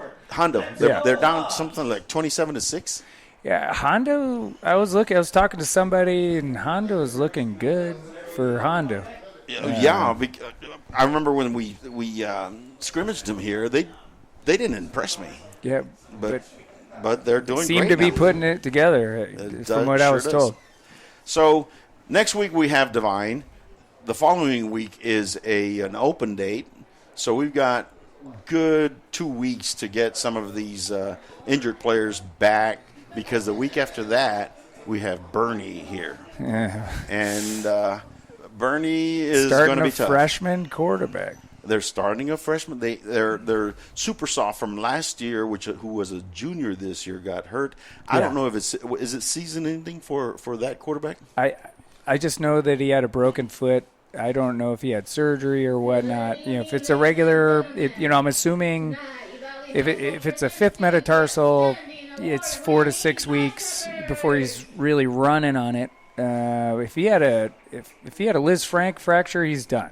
For the year. Yeah, he's done for the year. So I don't have that information, but if it's one or the other, Liz Frank, he's done for the year. If it's fifth metatarsal, 4 to 6 weeks, start running, get back up to speed in another week or two. So he might be back for playoffs, but he probably, I don't see him playing here. Let's see, he hurt himself in the opener, so that's 3 weeks ago. Yeah, he won't play here. So he probably won't play here. Yeah. We'll see how their freshman does. Apparently he's lighting it up. That's what I've heard. He's, a freshman big man. Yeah. It's coach's son. Oh, he's the coach's son. Yeah. Yeah, well, he should be doing But you good. never know. But, one thing I do worry about at this halftime is it is really humid out there. And I was trying to tell all the guys, get on Caden to get all the guys like, hey, man, get a lot of fluids because you sweat a lot that first half. We went through the weather prognosis, and we saw that it was 56, 58% humidity, and it's probably up higher by now. I bet you it's higher than that. I lived in Houston for a long time. It feels like Houston out there. And that ball is heavy in the air. Yep. It really is. It's not going very far when DeVere is kicking off. Yep. It's staying low and line drive. It Yep. tells you there's a lot of humidity It out is there. thick. Yep. Hopefully the boys hydrated during the halftime and come out and don't cramp up. Yeah, they're doing all that pickle juice and whatever. Yeah, I don't and know get if it does all that anything, pickle but. juice in them. So, good halftime report. Ryan, thank you again. looking forward to our report next week. Next week we're going to be in Divine. Let's see how it goes with us, and it's great to have you as an asset. And, it's always a pleasure. And just a quick shout-out to your son. Hope he's listening. Hey, Al, how you doing? Enjoying Houston, and I hope. He is, but I can't wait. He's going to be with us next week. And that's the week I'm not going to be here. Oh, you're not going to be in Divine? No. That's too bad because I'm my fishing trip.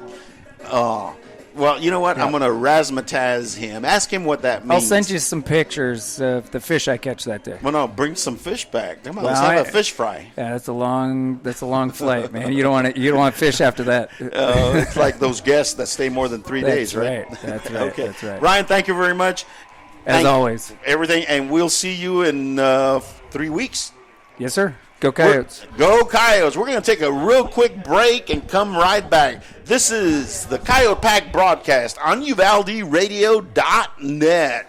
DKM Enterprises is a family-owned and operated company with 3 generations of proven quality and customer service in the steel industry. DKM can assist your business with the safe and thorough completion of projects or purchases of any size. Headquartered in Uvalde, Texas, and Abilene, Kansas, DKM has yards and locations across the country. We look forward to providing you quality service with a hometown feel, efficiency you can feel good about, and project completion with a focus on safety and environmental responsibility.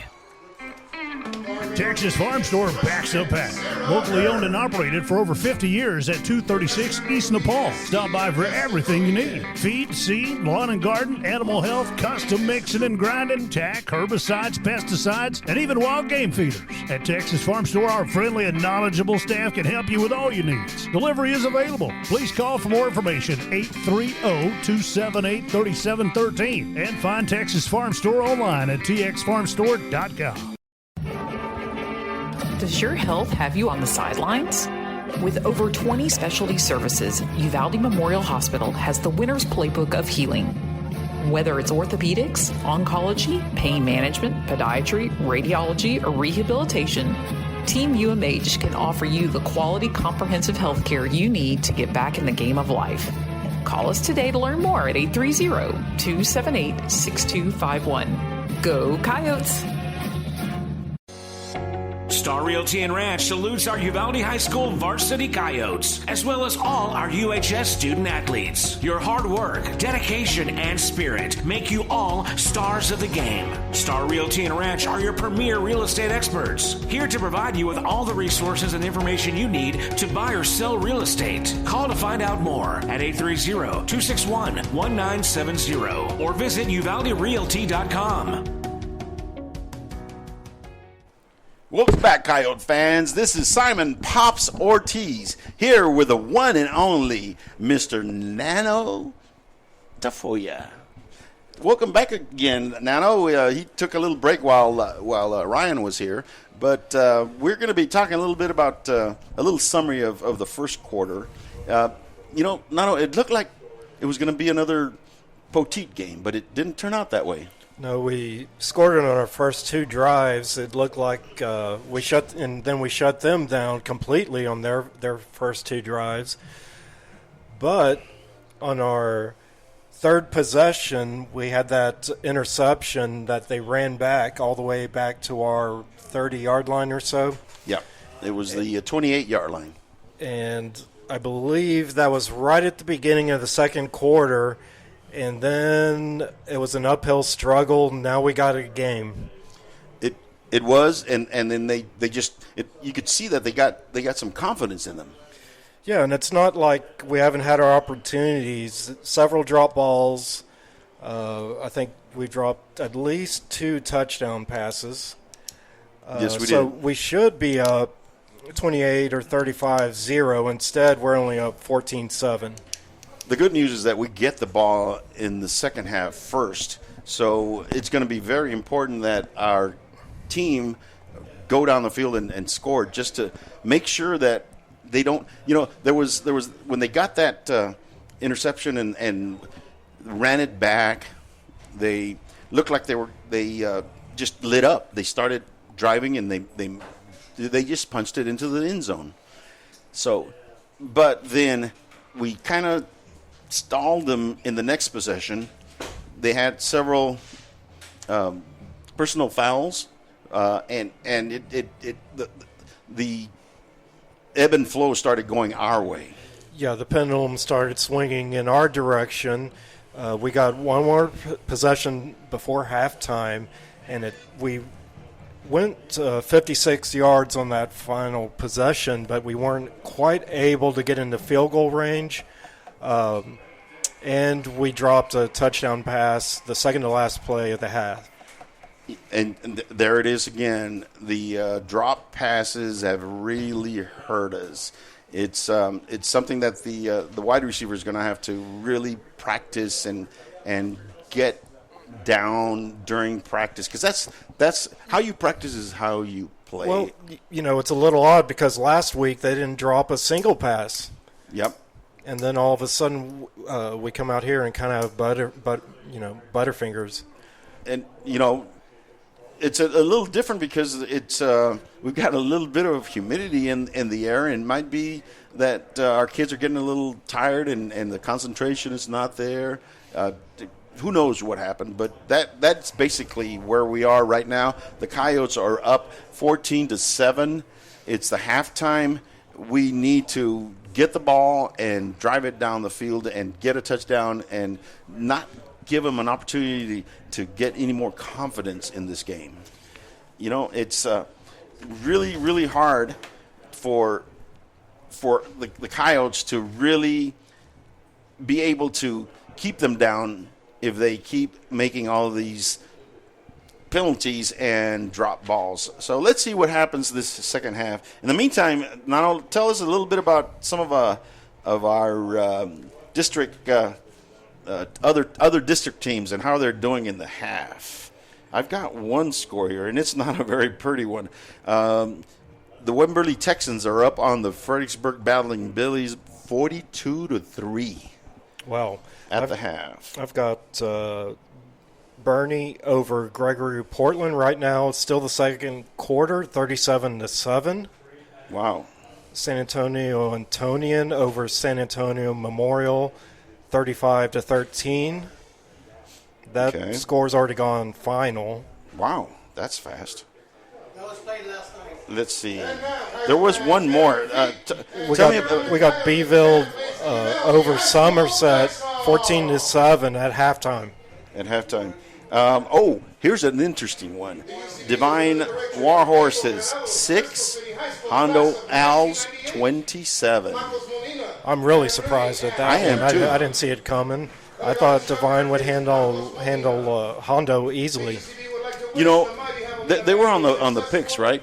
Yes, they were. Oh, there goes my picks. Same for me, but there were a few on the panel that did pick Hondo. Yeah. Which is a little unusual because we have no love for Hondo. None for it, sir. I think your guest commentator from last week, Chance Nudes, picked Hondo. Well, he needed some help on that. he was on a losing streak there for a while, so that's going to help him out. Catching up to do. There you go. Okay, ladies and gentlemen, we're going to take a real quick break and come right back. This is Simon Pops Ortiz, along with Mr. Nano Tafoya on the Coyote Pack broadcast on UvaldeRadio.net. There's power in the simplest of actions. Like one neighbor helping another. Where everybody looks out for everybody else. Community is everything at Medina Electric Cooperative, and we're grateful for your trust. To provide the energy you need, giving you the power to power on. Medina Electric Cooperative is a Touchstone Energy Cooperative, your source for power and information. Friday Night Lights, marching bands, school spirit cheers. High school football is happening now. Auto World Uvalde is proud to support all the brave young athletes and to be a part of this wonderful Coyote fighting spirit. When you're ready to touch down on great savings on a new ride, stop by Auto World Uvalde. Test drive and let us help you find what you're looking for. Plus, get warranty forever at no cost to you. Visit AutoWorldUvalde.com today. Go Coyotes! I wake up with you guys, I spend my day with you guys, and I go to bed with you guys. You guys are the best. The most Texas country and red dirt, plus the best of Nashville from 90s to now. It's 5 o'clock somewhere, going out of style. I was thinking I'm deciding to stay out of Uvalde Radio. Like so many great Texas institutions, it began as an idea, became a vision, and ended up being a legacy. The premier bank of Southwest Texas since 1907, First State Bank of Uvalde, provides banking solutions, services, and products with the highest quality customer service, delivered with Southern hospitality and Texas spirit. For all your banking, loan, mortgage needs, or just to grab a cup of coffee and talk about Friday night's Coyote victory amongst the ambience and artwork, we'll be looking down the road for you here at First State Bank of Uvalde. Member FDIC, equal housing lender. Texas Farm Store backs the pack. Locally owned and operated for over 50 years at 236 East Nepal. Stop by for everything you need. Feed, seed, lawn and garden, animal health, custom mixing and grinding, tack, herbicides, pesticides, and even wild game feeders. At Texas Farm Store, our friendly and knowledgeable staff can help you with all your needs. Delivery is available. Please call for more information, 830-278-3713, and find Texas Farm Store online at txfarmstore.com. Does your health have you on the sidelines? With over 20 specialty services, Uvalde Memorial Hospital has the winner's playbook of healing. Whether it's orthopedics, oncology, pain management, podiatry, radiology, or rehabilitation, Team UMH can offer you the quality comprehensive health care you need to get back in the game of life. Call us today to learn more at 830-278-6251. Go Coyotes! Star Realty and Ranch salutes our Uvalde High School varsity Coyotes, as well as all our UHS student athletes. Your hard work, dedication, and spirit make you all stars of the game. Star Realty and Ranch are your premier real estate experts, here to provide you with all the resources and information you need to buy or sell real estate. Call to find out more at 830-261-1970 or visit uvalderealty.com. There's power in the simplest of actions. Like one neighbor helping another, where everybody looks out for everybody else. Community is everything at Medina Electric Cooperative, and we're grateful for your trust.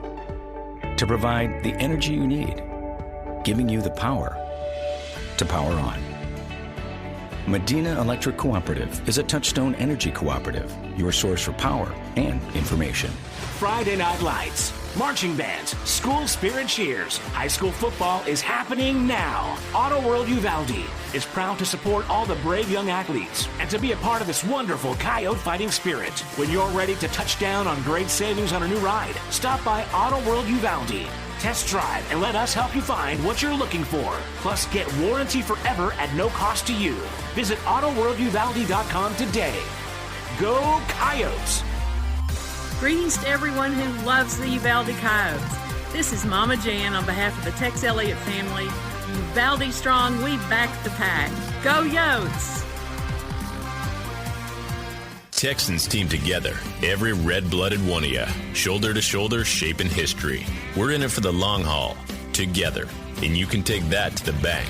Texan Bank, poised and ready for a future that's wide open. Member FDIC. Uvalde Chevrolet is proud to bring you official coverage of Uvalde Coyotes football. At Uvalde Chevrolet, we've devoted ourselves to helping and serving our customers to the best of our ability. We believe the cars we offer are the highest quality and ideal for your life needs. Visit our website at UvaldeChevrolet.com to search new and used vehicles. Plus get information on specials, financing, and parts and service. Or stop by and see us at 825 East Main Street in Uvalde. Uvalde Chevrolet, Uvalde's exclusive GM dealer. Hi there. I'm Linda Kale, broker at Riata Realty in Uvalde and Nueces Canyon. If you're in the market for a home, business, or recreational property, we'll help you find it. For sellers, we're ready to broker any deal you bring us. Commercial, residential, ranch, and river properties are all in our wheelhouse. Friendly service and attention to detail are what we're known for, so give us a call today at 591-4430. Whether you're buying or selling or just thinking about it, remember Riata. The most Texas country and red dirt, plus the best of Nashville from 90s to now. 'Cause I got friends in no places. I'm on my way.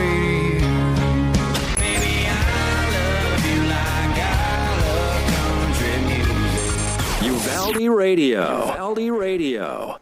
Welcome back, Coyote fans. This is the Uvalde Coyote Pack broadcast on UvaldeRadio.net. And we're about to start the second half. The Coyotes are going to receive the ball there on the left, or let me say the north side of the field. The Javelinas are going to kick it off from the south side of the field. The Coyotes are up 14-7. Now, I think it's very important we drive this ball down the field, don't you think? I agree. I think we need to start running the ball to the left side like we did it in the first quarter. Those holes were huge. Let's just run that till they stop it. That's right. And it's a short kick. Our up man falls on the ball, and it's going to be on the 31-yard line. That's where we're going to start our first series in the second half. The Coyotes will be on offense, 1st and 10 on the 31-yard line. Very crucial first series of the game. Of the second half, excuse me. Let's see if we can run this ball and shorten this game and get ahead by 2 scores and go home. The only thing I really regret is we don't have that 0 on the board. But let's see what happens today. Coyotes are up on the ball. Brody is in shotgun formation. 1 running back in the backfield. 2 wide receivers to the left, 1 to the right. And 1 slot back. Brody's calling for the ball. They're going to give it to Ale, and Ale is going to run for a 7-yard gain. Nice run there. Broke 2 tackles on his way down to the 36-yard line. Looks like they got your call during halftime because they're running the ball, which is good. You know, that is good. They went to the right. I said go to the left, but whatever works. They made 7 yards. It's going to be second down and 3 at the 36-yard line of the Coyotes. Start of the second half, third quarter. Brody is in shotgun, 1 running back in the backfield. And again, they're going to do the same play, and he takes it to the 41-yard line, and it looks like he might have gotten hurt. He hurt that ankle or shin in the first half. Looks like maybe he lost his footing there. He might have. I think it didn't look like he twisted it. It looked like he kind of hit it. While they're tending to Abraham, we're going to take a real quick break. This is the Coyote Pack broadcast on UvaldeRadio.net. Uvalde Chevrolet is proud to bring you official coverage of Uvalde Coyotes football. At Uvalde Chevrolet, we've devoted ourselves to helping and serving our customers to the best of our ability. We believe the cars we offer are the highest quality and ideal for your life needs. Visit our website at UvaldeChevrolet.com to search new and used vehicles, plus get information on specials, financing, and parts and service. Or stop by and see us at 825 East Main Street in Uvalde. Uvalde Chevrolet, Uvalde's exclusive GM dealer. Okay, Abraham was able to get off the field on his own. We're back to live action. This is the Coyote Pack broadcast on UvaldeRadio.net. 10:57 in the third quarter. Coyotes are up 14-7. They're on the line. 2nd and 10 at their own 42-yard line. The ball is about to be snapped. Movement on the field. It's against the Uvalde. It's going to be 1st and 15. It was a first down that he got, Abraham, in the previous, a First State Bank first down. It looked like everybody was ready for the ball to be snapped on that play except the center. It looked like a miscommunication there then. It was an illegal procedure on the Coyotes, 5 yards back. It's going to be 1st and 15 at their own 37-yard line. They're up on the line. Brody is in shotgun, triplets to 2 wide receivers right, 1 left, 1 slot back, 1 running back in the backfield. He asked for the ball, and it is a dive play for number 20. He's going to take it for about a 1-yard gain. That time, Crystal City blitzed their slot defensive back and caught our running back from behind. They were expecting a pass, and they've been blitzing to get pressure on Brody. And it just so happened they were lucky. It turned out to be a run blitz. It's going to be 2nd down and 14 at the 38-yard line of the Coyotes. 9:56 left in the third quarter. We're up 14-7. We're up on the line. quarterback in shotgun formation, 1 running back in the backfield, 2 wide receivers right, 1 left, 1 slot back to the right. He asked for the ball. It's going to be an option play, and it goes out of bounds. That option play, that's the 3rd time they've run it, and they still haven't run it correctly yet. Was that a forward pass? It looked a little like it could have been a forward pass. It probably was because they are back in the original line of scrimmage. So is that an incompletion? It's an incompletion. 3rd down and 14. 3rd down and 14 on the 38-yard line. Triplets to the right, 1 wide receiver to the left, 1 running back in the backfield. Shotgun formation. Brody's asking for the ball. He gets the ball, and he's looking to the right, and he's going to throw. And incomplete. Out of bounds. Intercepted out of bounds. Intercepted out of bounds. It was a very well defense play. It's going to be 4th down and 15. The Coyotes are going to be punting. Well, let's see. Coyotes are back in punt formation. Number 24, our punter, is back there. They've got 2 looking to receive, number 2 and number 3 for the Hondo Owls. Number 2 is back on their own 30-yard line. Our punter is going to punt. And nope. Comes down at the Eagle Pass 26-yard line. That's where Eagle Pass will start their first drive of the second half. 1st and 10 for Eagle Pass. Coyotes are up 14-7. We're going to stay with the action while they get the offenses on the field and our defense on the field. That was a beautiful punt. Great hang time on that. Gave our coverage team a chance to get down there and down the ball. There was no way he could have gotten that ball and tried to return it. So, 1st and 10 at the 27-yard line for the Javelinas. They're up on the line. They are going to run a shotgun formation. Number 14 is their quarterback. He's under center now, and he's going to hand it off to and he gets to the 30. We had him in the backfield. We did. Number 19. He's a slippery back. Number 19, Joey Lopez on the tackle. It's going to be a 2nd down and 7 on the 30. It was that dive play that they're trying, and they're going to run it until we stop it. Number 64 coming into the game. One of our defensive linemen. Let's see if we can get a little stop because they're going to run until we stop them. 2nd down and 7. Quarterback is under center on the 30-yard line. He comes back and he does that same dive, but no. We are able to get him at the 27-yard line. He did get 2 yards. Yep, good tackle by Devin Brown on that play. Yes, he did. Only a 2-yard gain. 3rd down and 4 on their 33-yard line. They have to go to the 37. Watch out for the fake dive here. They might do that. He is in shotgun formation. He's coming up to the line. He is going to get under center. He's got 1 wide out on each side. Oh, the wide receiver. He faked out his own receiver on that hard count. He sure did. It's going to be a 5-yard illegal procedure on the offense. 5 yards back. It's going to be 3rd down and 9 now. Caught a break there. Yes. Now they're in an obvious passing situation. Yep. 3rd down and 9 on their 27-yard line. They're up on the line. Quarterback's under center. 1 wide out to the right, 1 to the left.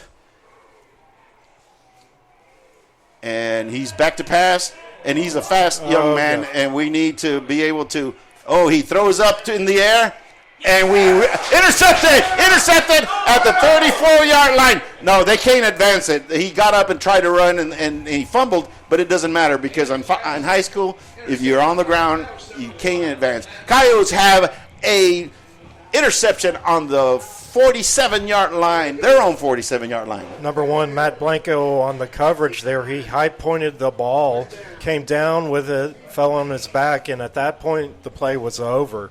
I thought he jumped too soon. It looked like he jumped too soon, but he was able to stay in the air and grab that ball. So it is first down and 10 for the Coyotes at the 47-yard line. Great turnover for the Coyotes. Let's see if we can capitalize on this. The Coyotes are up.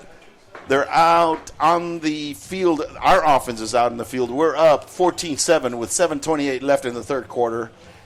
Let's see if we can capitalize on this turnover. It's going to be a wildcat formation with Ale in the backfield. He gets the ball and he goes right, and he hurdles one man and gets 3 yards.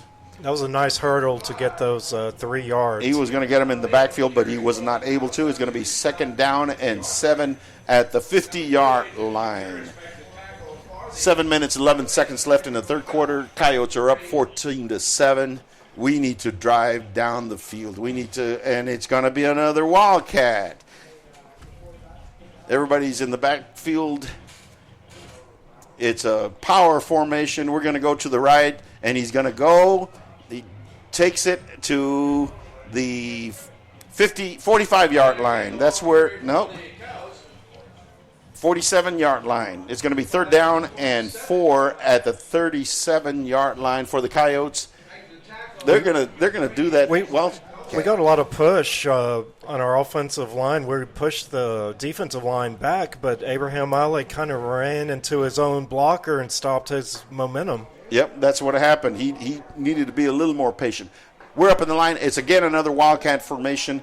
Abraham Ale is going to just run to the right and see if he can just bull his way for a first down. And he's got plenty of yard, and he gets to the 42-yard line, first and 10 for the Coyotes. A First State Bank first down. You called it, Pops. The wildcat formation to the right side. We blew Crystal City off the line. Yep. We're able to get the yardage we needed. Let's see if they're going to stick to that. No, they're not. Or they are. Yes, they are. Yep. Wildcat formation. It's an unbalanced line to the right. It's going to be number 20 running at this time, and we're going to run to the right until they stop us. And that's and there goes the ball. There goes the ball. There goes the ball. Let's see who came up with it, and it's Javelina ball. Javelina ball. It was a perfect play call. Everybody in the world thought we're going to go right. We ran the counter and went left. I think when the running back was trying to transfer the ball from his right hand to his left hand is when the ball came out. Another turnover for the Coyotes is going to be first and 10 for the Javelinas on their own 40-yard line. Golden opportunity lost right here. Coyotes need to take care of that ball. We do get the turnovers, but we give it right back. We're on the 40-yard line with 5:48 left in the third quarter. Javelinas first and 10 on their own 40. They trot back out with their offense. Our defense is already set. They come up to the line. Quarterback is under center. He is a fast quarterback. We need to contain the edges. He gets the ball. He turns around, and it's going to be a dive, and it's for a 5-yard loss. Another nice play by Devin Brown, number 33. That's his second tackle for loss in this half. Number 33 is Devin Brown. He's a defensive end or linebacker, I think. They call him list him as a linebacker. Okay. He is doing a fantastic job shooting in there and getting the running back behind the line of scrimmage. Second and 14. And he's going to give it on a drive and no go. It's going to be no gain or maybe 1 yard. It's going to be third down and long passing situation. Let's see what number 14 does. Great gang tackling there by our defense. It really was. We just basically stopped them. It's going to be third down and 12 at the Javelina 38-yard line. Number 19, Joey Lopez, coming off the field. Looks like number 17, Malachi Castano, is coming in for him. He was hobbling off the field. And they're set. It's a shotgun. He's going to sprint to the right, and he's going to see if he can throw it to the right. And no, number 21 is going to get him at the 32-yard line for a 5-yard loss. It's going to be 4th down and a whole bunch for Javelinas. That was a good play. Great job by Caden Stearns. He had the quarterback in his crosshairs, and he did not miss the opportunity to drive him to the ground. Number 21, our number 21, special number. Caden Smith had a fantastic play there. Coyotes are back. 2 are back to receive. Javelinas are in punt formation. They're on their own 33-yard line. Yep, we got Blanco and Flores back to receive. On the 40-yard line. The ball is up. It's short. It's short. You need to get away. And we do it. We're going to get the ball at the 42-yard line. That's where the Coyotes are going to start their next possession with 3 minutes and 34 seconds left in the third quarter. The Coyotes are still up 14-7. We're going to take a real quick break and come right back. This is UvaldeRadio.net. Hi there. I'm Linda Kale, broker at Riata Realty in Uvalde and Nueces Canyon. If you're in the market for a home, business, or recreational property, we'll help you find it. For sellers, we're ready to broker any deal you bring us. Commercial, residential, ranch, and river properties are all in our wheelhouse. Friendly service and attention to detail are what we're known for, so give us a call today at 591-4430. Whether you're buying or selling or just thinking about it, remember Riata. Welcome back, Coyote fans. While we were away, they ran one play. We're back at the Wildcat. We're going to run the Wildcat until they stop us. Abraham Ali was back in there, and he ran to the left just like you wanted him to. That's exactly right, and it was a good 5-yard gain. We got to keep going to the well until it goes dry. 2nd and 5 at the 48-yard line of the Coyotes. 2nd and 5. Wildcat formation, unbalanced line to the right. Ali's asking for the ball, and then we have motion on the offense. Is going to be 5 yards back. It's going to be 2nd down and 10. One of our up-backs moved before the ball was snapped. It kind of looks to me like the Coyote players are saying that Crystal City is simulating the snap. Really? That's what it kind of looked like to me. They might be doing that. They need to keep an eye on that because those down linemen might be mimicking our quarterback. It is Wildcat, unbalanced line to the right. Abraham Ali. Oh, let's see. Yeah, they're calling it. They're pointing to the defense. They're pointing to the defense like they're trying to call our plays. And the refs are. They're going to have a conference. Yep, they are. Let's see if they put it on the PA. Yep. It's on the defense. They're going to move that ball back 5, and it's going to be play over. They are. They're trying everything in the book. Oh, the Javelinas are hooting. They are hooting and hollering, trying to get us off. It's going to be 2nd and 5, back where we were before. All that. 2nd and 5 for the Coyotes on their own 48-yard line. Wildcat formation, and he's going to go to the right, and he's going to take it, and he's going to go to the 42-yard line of the Javelinas. It's about a 15-yard gain for Abraham Ali. He faked it to the right. Yeah, then he came back left, did a great job following his 2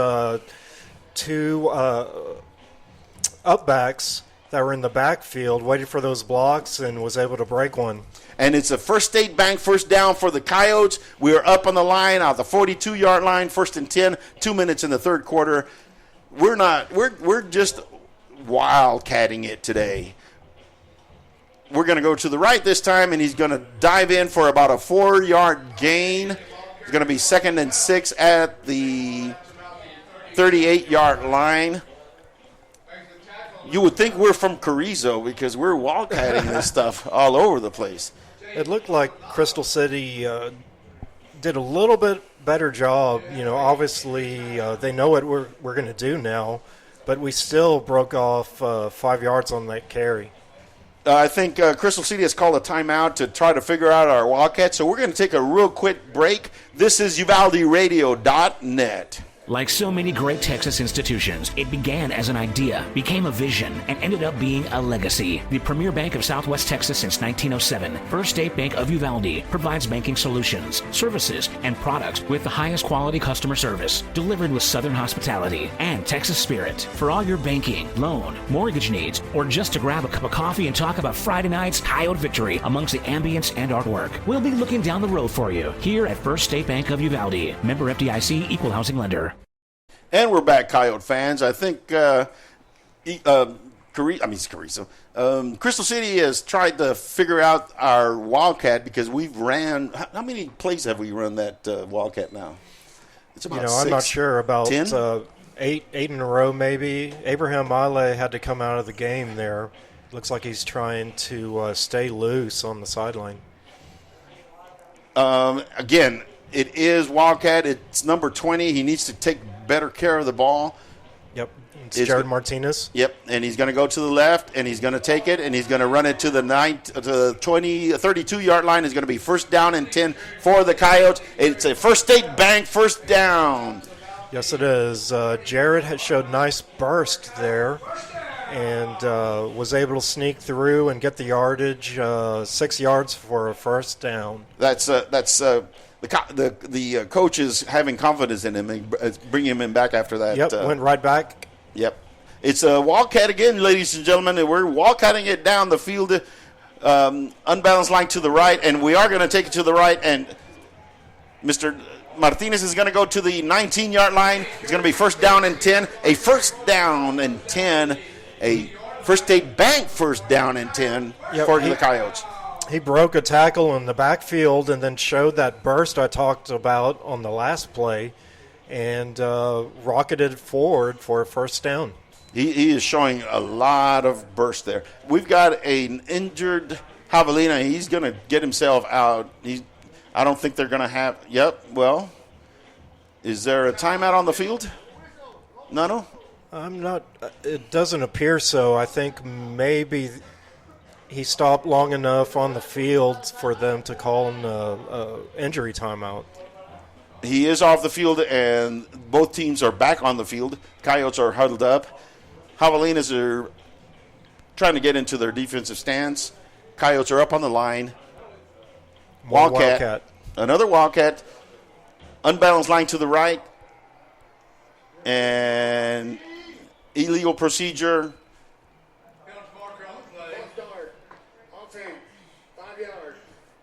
5-yard penalty is going to be stepped off on the Coyotes. Do you think they're hooting and hollering again? Doesn't appear so. Our linemen aren't reacting like they were earlier in the drive. Nonetheless, it was illegal procedure on the Coyotes. It's a 5-yard mark-off. It's going to be first and 15 at the Javelina 25-yard line. Coyotes are up in line. We're running exclusively the Wildcat formation, and it is Mr. Martinez barreling down to the 16-yard line, 15-yard line. Following his blocks. I mean, our linemen are about 10 yards down the field. They're not stopping the Wildcat. It's going to be second down and 5. And we're going to call a timeout right here it's the end of the third quarter, ladies and gentlemen. We're going into the fourth quarter. The Coyotes are up 14-7 on the Crystal City Javelinas. We are going to take a real quick break and be with you in a few seconds. This is UvaldeRadio.net. DKM Enterprises is a family-owned and operated company with 3 generations of proven quality and customer service in the steel industry. DKM can assist your business with the safe and thorough completion of projects or purchases of any size. Headquartered in Uvalde, Texas and Abilene, Kansas, DKM has yards and locations across the country. We look forward to providing you quality service with a hometown feel, efficiency you can feel good about, and project completion with a focus on safety and environmental responsibility. Cecil Atkinson Motors is proud to be your Chrysler, Dodge, Jeep, Ram, and Wagoneer dealership in Uvalde, Texas. We've been in business for over 37 years as a family-owned car dealership and your one-stop shop of automotive excellence. Stop by and see us at 2630 East Main Street under the giant Texas flag. And help us welcome our new general manager, William Juarez, and his family to Uvalde. We look forward to introducing you to a wide selection of pre-owned vehicles, our stellar finance team, and our dedicated service center. Visit our website at ceciluvalde.com. Cecil Atkinson Motors, when the products are similar, the dealer makes a difference. Welcome back, ladies and gentlemen. This is Simon Pops Ortiz with Nano Tafoya, the expert from the Uvalde Chamber Picks. Yes, sir. We are in the fourth quarter. We're up 14-7. It's on the 15-yard line. The Coyotes have a 2nd and 5. They're running exclusively the Wildcat formation. They have to the left. Oh, they shot a man down through, and they were able to stop that Wildcat for a loss. Yep, that was number 23, Jason Mendoza for Crystal City. That's at least the third play he's made tonight in our backfield. Wow. It's going to be 3rd down and 7 at the 18-yard line of the Javelinas. Let's see if they're going to run that Wildcat one more time or if they're going to try to throw a pass. Looks like Wildcat. It's going to be Wildcat with Abraham Ale in the backfield. Unbalanced line to the left. Only one wide receiver to the left. And he's going to go to the left. He's going to take it, and he's going to go. And he's going to go to the 8-yard line. 1st and 10. A First State Bank 1st and 10 for the Coyotes. Nice play off to the left side again, just following his blocks. It's just following his blocks, and you're right. Needed to go to the left, and we did. It's 1st and goal for the Coyotes at the 8-yard line with 11 minutes and 11 seconds left in the fourth quarter. We're up 14-7 and threatening. We're going to go with a Wildcat to the right. Unbalanced line all the time, either right or left. This time it is right. Let's see which way he goes. And he does go to the right, and he's going to get to the 5-yard line. It's going to be 1st and goal at the 5 for the Coyotes. Abraham Ale. Yeah, not a lot of room there for Abraham, but he was still able to get about 3 yards. It actually was to the 6-yard line, so it's going to be 1st and goal at the 6. 10:32 left in the fourth quarter. It's going to be 2nd and goal from the 6. They're up in the line, and Wildcat to the left. Unbalanced line to the left. They're going to go to the left, and he's going to take it to the 2-yard line. 3rd and goal at the 2. That was a 4-yard gain. Yep, strong run, and it took 3 Javelinas to bring down Abraham Ale on that play. 1st and goal at the 2 for the Coyotes. 3rd down and goal for the Coyotes at the 2. And I don't think they're going to come out of the Wildcat. I think they're going to run it, and they're going to run it. They got 2 plays to make those 2 yards. Let's see if they do that. Still the Wildcat. Still Wildcat. Unbalanced line to the left. Ali asks for the ball, and he's going to take it to the left, and he's going to go in for a touchdown standing. Standing up. Standing up. Ladies and gentlemen, the Coyotes have scored 6 points. We're up 20-7 with 9:29 left in the fourth quarter. We're going to try the extra point kick. Willis DeVere is setting up the tee. Brody is the holder. Number 21, Caden Smith, is the long snapper. They're setting up. They're waiting for one more lineman to get in there. He's in there. They've got 22 seconds left, so they're plenty of time on the time clock. And there's stoppage. I think there's offsides on the defense. What do you think about the Wildcat from the 1.5-yard line, Mr. Nano? I'd just go ahead and kick the extra point here. Yep. Don't need to chase that extra point. And that's exactly what they're going to do.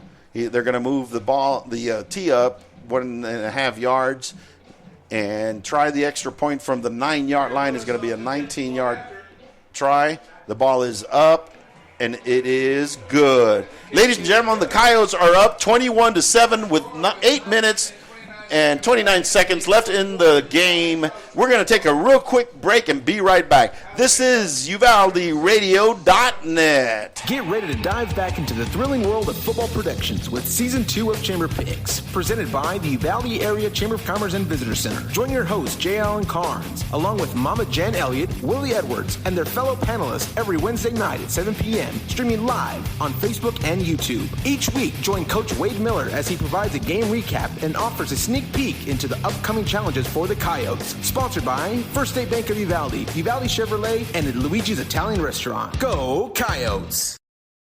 We're back, ladies and gentlemen. This is Simon Pops Ortiz with Nano Tafoya, our expert commentator. I don't know about expert, but thank you. You are doing a fantastic job, Nano. This is the Coyote Pack broadcast on UvaldeRadio.net. Well, ladies and gentlemen, the Coyotes are up 21-7 with 8 minutes and 29 seconds left in the game. We are teeing it up after that last touchdown. We did take the ball down after they punted. We were able to stop them and took the ball down the field. We're ready to kick off. Willis DeVere has teed it up. He says he's ready. He's approaching the ball. He hits the ball, and it's a nice, long, high kick to the 8-yard line. Number 1 gets the ball, and we stop him at the 20-yard line, 21-yard line. Good coverage by the Coyotes there. You know, that was one of our weaknesses, and I was holding my breath there. Me too. That's where the Javelinas will start their next series at the 21-yard line. Let's see if we can stop them again. They do have 8 minutes and 21 seconds left in the game. They're huddling up on their sideline. The Coyotes are already in their defensive formation. They're waiting for the Crystal City Javelinas to come out, but they're still over there talking about it. Yep, looks like they're going to just come out and line up straight on the line of scrimmage. And they do. Quarterback is back in shotgun. I think they're going to, well, you never know. They like to hand it off when they're in the shotgun also. Quarterback is shotgun formation. There's 2 wide receivers to the right, to the left, 1 to the right, and he is going to go back to pass. We have, it was underthrown. Underthrown pass. We had an opportunity there to maybe pick off that ball if he had thrown it accurately to his receiver, because number 6 was there waiting.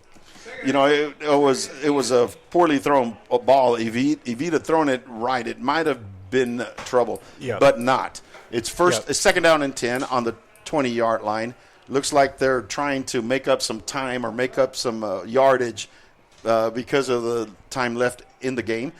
Quarterback in, and he hands it off to number. He gets about 8 yards. Yep, little draw play there. Went up over the left side for 8 yards.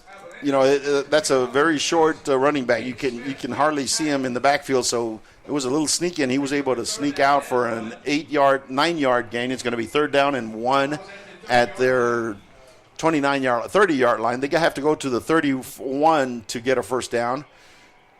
They're coming out in a shotgun formation. 2 wide receivers left, 2 right.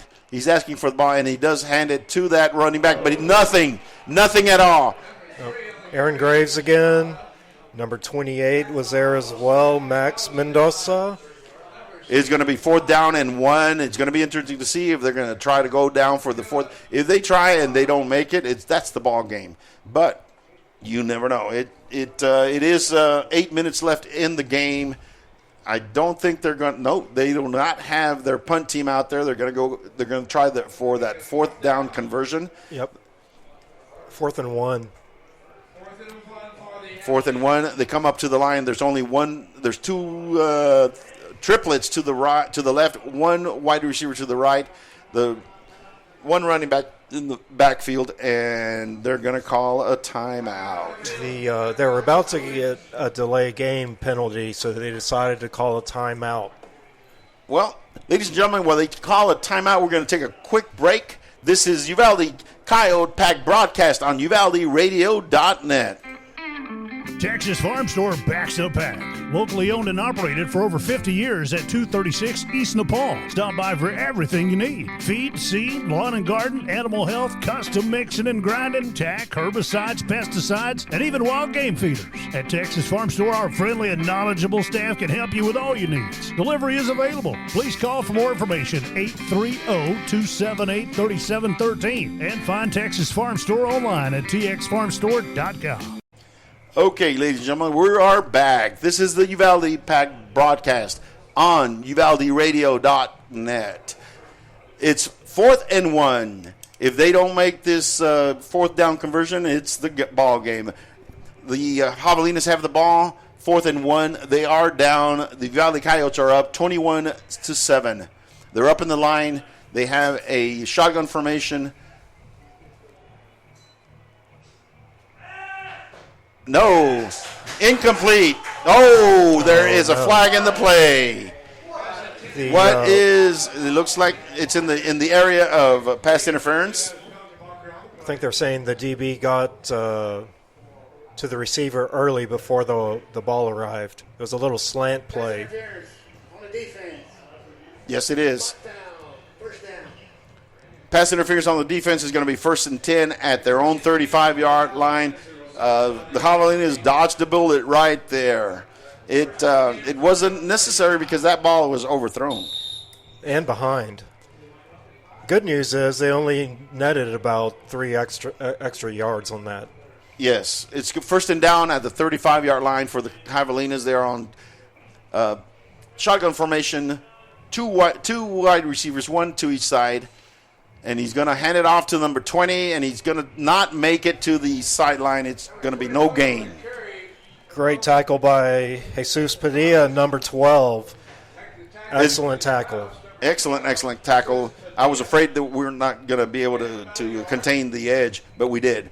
It's a 1-yard gain. It's going to be 2nd down and 9 for the Javelinas. 7 minutes, 22 seconds left. Coyotes up 21-7. Tick, tick, tick, tick, tick, tick, tick, tick, tick, tick. Come on, keep going. It's going to be 2nd and 9 at their own 36-yard line. Javelinas are up on the line. Quarterback is in shotgun formation, triplets to the right, one to the left. He's back to pass, and we've got number 21 coming for him. And the ball is thrown and incomplete. Had a chance there, but it fell incomplete. I thought they held number 21 on his way to the quarterback. And there is some dirty laundry. Yes, there is some dirty laundry on the ground and in the area of holding. Let's see what they're asking the Coyotes what they want. And coach says, send them back. Let's push them back. Holding. Offense. 10 yards. Repeat 2nd down. 3rd down. It's going to be a 10-yard mark-off. It's going to be 2nd down and 18. They're going back to their 26-yard line. That's where the Javelinas will have a 2nd down and 17, 18. They're up on the line. Quarterback's back to pass. He throws a long pass, and no, way overthrown. Crystal City receiver, they're looking for a pass interference call, but that our DB was just running with them step for step. And that ball was about 10 yards past him. It's going to be 3rd down and 18. No, it's 3rd down and 20. 3rd down and 20 on their own 36-yard line. They have to go to their own 45, so it's 3rd down and 19 for the Javelinas. 6 minutes and 46 seconds left in the game. Because it was incomplete play, the clock is stopped. Quarterback is in shotgun formation. And illegal procedure on the Javelinas. Wasn't much of a jump, but just enough to draw the flag. And that sends him back another 5 yards. 3rd down and 24 now. I'd like to see our safeties playing deeper here. Yes, we do. We need them to get moved back because they can sneak behind them. The Javelinas are up on the line. It's shotgun formation, double wideouts on each side, and our running backs come back. It's way overthrown. Our safeties backed off right before the snap, and they're in perfect position when they Crystal City threw that ball over the middle and complete. Yeah, Crystal City looks a little discombobulated. It's 4th down and 24, and I think they're going to send their punting unit out. That's what it looks like. But are they raising the white flag here? I think they are. 6 minutes and 40 seconds left. We're going to Carrizo them out of here. Well, there's still 6 minutes. Yep. We have 2 back. We need to look for that fake punt. It might be a fake punt. No, it's not. They do punt it. It's up in the air. Jet is going to let it right, and it's going to go dead at the 50-yard line. We're fortunate there the ball didn't take a funny bounce. Our receivers were way too close to that ball, and it one of them almost was deflected. One was about a foot from it, right? Look from here. Okay, the Coyotes will get the ball at the 50-yard line. 1st and 10 for the Coyotes with 6 minutes and 28 seconds. It's run time. Well, I mean, we've been doing it to begin with. But, ladies and gentlemen, no. We are going to come out in a regular formation. No more Wildcat. Brody is under center. We do have an eye back. We have a slot back. And we're going to run the ball. No, they didn't. Number 20, he does get caught behind the line for a 3-yard loss. Nothing much doing on that play. None whatsoever. Boy, they've got that little number 21 that comes in really fast. It's going to be 2nd down and 12 for the Coyotes at their own 48-yard line. 6 minutes left. It's going to be under 6 minutes in a few seconds because it was a running play. The clock keeps ticking. 2nd and 12 for the Coyotes. They are going to come out in a power I formation. They're going to run the ball. They're going to run it until the clock runs out. It was a fake cross dive. Fake toss, inside trap. There is a flag on the play, and I think the Javelinas are getting frustrated. Late hit. It is personal foul on the Javelinas. It's going to be 1st and 10. What that does is we got more downs to run the clock down. That's right. 45 Landon Klein was on the ground and took a shot after the play was over. Wow. That is undisciplined play, and that's why we are 0-3. I'm talking about the Javelinas. They're on the defense, 15-yard, 1st down. Got to keep our cool. Do what? Retaliate. Yep. Got to keep your cool. Coyotes, it's a first state bank, 1st down for the Coyotes. They're on the 36-yard line of the Javelinas. 1st and 10 for the Coyotes. 5 minutes, 29 seconds left in the game. We are up 21-7. And the Coyotes are huddled up, letting the clock run down. The clock is stopped, 5 minutes and 18 seconds. Crystal City. Timeout by Crystal City. We are going to take a quick timeout ourselves. This is the Coyote Pack broadcast on UvaldeRadio.net. Serving Uvalde and the surrounding counties since 1991. Country Gardens and Seed thanks all their dedicated customers for over 30 years of support. Yolanda and her friendly staff invite new faces to stop by 403 South Getty Street for all your gardening needs. They're there to help you and answer any questions on your landscaping projects. Fall gardening starts soon, so call 830-278-2204. Country Gardens and Seed, 403 South Getty Street, Uvalde. Does your health have you on the sidelines? With over 20 specialty services, Uvalde Memorial Hospital has the winner's playbook of healing. Whether it's orthopedics, oncology, pain management, podiatry, radiology, or rehabilitation, Team UMH can offer you the quality comprehensive health care you need to get back in the game of life. Call us today to learn more at 830-278-6251. Go Coyotes! Welcome back, Coyote fans. This is Simon Ortiz, your Coyote Pack broadcast on UvaldeRadio.net. It's 1st and 10 for the Coyotes on the 37-yard line of the Javelinas. The time is kicking down. It's just ticking and ticking and ticking. 5:17 left in the game. Coyotes are up 21-7. They're under center, and it's going to be a free play because they jumped off sides and incomplete. Incomplete down the left sideline. Crystal City jumped off the sides. There is dirty laundry on the ground, so it's going to be a 5-yard mark off. It's going to be 1st and 10 for the Coyotes after they mark it off. And Offside defense. Illegal receiver downfield. All set. Replay. First down. so they say it was offsides defense and illegal man downfield. And it's an offset, so it's going to be 1st and 10 at the 36-yard line. They're just going to replay the down. It's a 1st and 10. do-over. Yep, it's a do-over. 5:04 left in the game. Coyotes up 21-7. Brody's under center, and they're going to hand it off to Abraham Ale, and he's going to take it to the 31-yard line.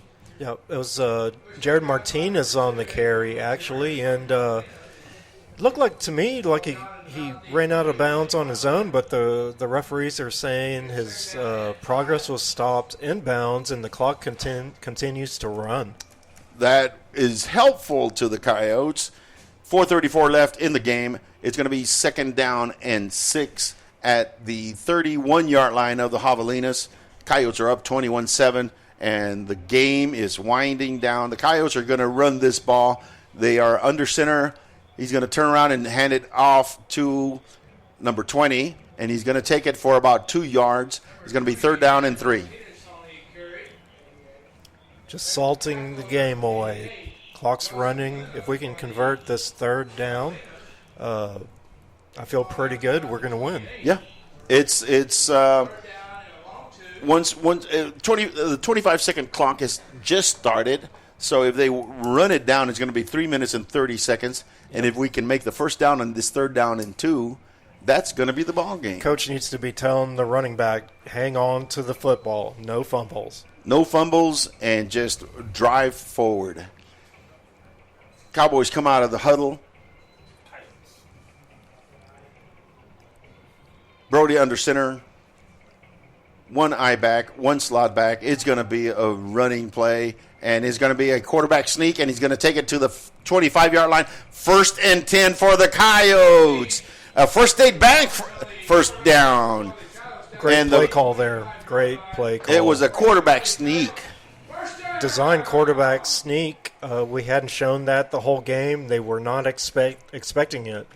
No, they didn't. And the first time we ever run it this season, I believe. It was a misdirection type of sneak. And especially being 3 yards was the distance to go. Exactly. It's 1st and 10 for the Coyotes at the 25-yard line of the Javelinas. 3 minutes and 9 seconds left. 21-7, the Coyotes are up. They're up on the line. They're going to run this ball. They're in a slot, and they give it to number 42. Number 42 takes it for about 2 yards to the 23-yard line. 2nd down and 8 for the Coyotes. Cody Bersenio on the carry. It was a toss to the right. A little dangerous, all that ball flying in the air, but... they've got some fresh legs in there. Yep, that was his first carry tonight. It sure was. It's 2nd down and 9. There was a 1-yard gain. 2 minutes and 34 seconds and counting. There's 18 seconds left in the play clock. Let's see if we run it down before we try this 2nd down and 9. They are coming up to the line. It is going to be Brody under center. Only 1 wide out, 2 tight ends, 1 slot back, 1 running back. And they're going to hand it off to that 1 running back, and that running back gets it to the 19-yard line. That's number 42. Bersenio again. We got some fresh legs in there, I think. Number 42 is Bersenio, Cody Bersenio, junior running back. Somebody's calling a timeout. Third down and 5, 1:58 left in the game. The Coyotes call a timeout. We're going to take a real quick break and come right back. This is UvaldeRadio.net. Star Realty and Ranch salutes our Uvalde High School varsity Coyotes, as well as all our UHS student athletes. Your hard work, dedication, and spirit make you all stars of the game. Star Realty and Ranch are your premier real estate experts, here to provide you with all the resources and information you need to buy or sell real estate. Call to find out more at 830-261-1970 or visit UvaldeRealty.com. And we're back, Coyote fans. There's 1 minute and 58 seconds left in the game. The Coyotes are up 21-7. They are driving. They are on the Javelinas 20-yard line. It's third down and 5. Or is it second down and 5? I think it's third down. Third down and 5. Coyotes are already up on the line. The Javelinas are strolling from the sideline to get on their defensive formation. Back to the Wildcat. Oh, no. Brody Carnes is in there under center. He is under center. It's an unbalanced line to the left. I think we're going to run it to the left with number 20. Brody's under center. He asks for the ball, and number 20 moves. It's going to be illegal procedure on the offense. We're going to be 5 yards back. It's going to be third down and 9. Got up on his tippy toes, and his momentum took him a step forward, and he's disappointed in himself. Yes, he is. Third down and 10 for the Coyotes. It's a minute and 58 seconds left still. The clock did not run. Coyotes are getting the play in from the sideline. Third and 10. Ball on the Javelina 25-yard line.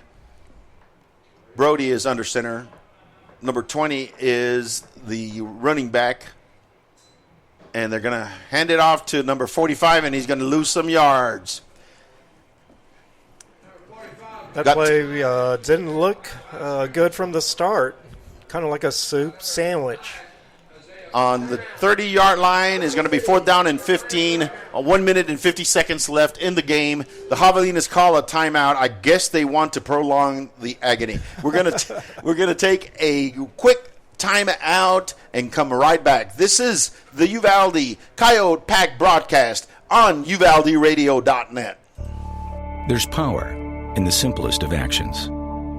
Like one neighbor helping another.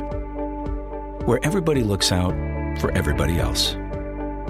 Community is everything at Medina Electric Cooperative, and we're grateful for your trust. To provide the energy you need, giving you the power to power on. Medina Electric Cooperative is a Touchstone Energy Cooperative, your source for power and information. Welcome back, ladies and gentlemen. This is the Coyote Pack broadcast on UvaldeRadio.net. It's 4th and 15 for the Coyotes. They're going to try a 47-yard field goal. They're setting it up on a 37-yard line of the Javelinas. Devere Wireless is up. Oh, it looked like. That's good. Oh, it hit the crossbar. But it looked like somebody was offsides. They didn't call it? I didn't see that. I was looking at the... It hit the crossbar. The holder.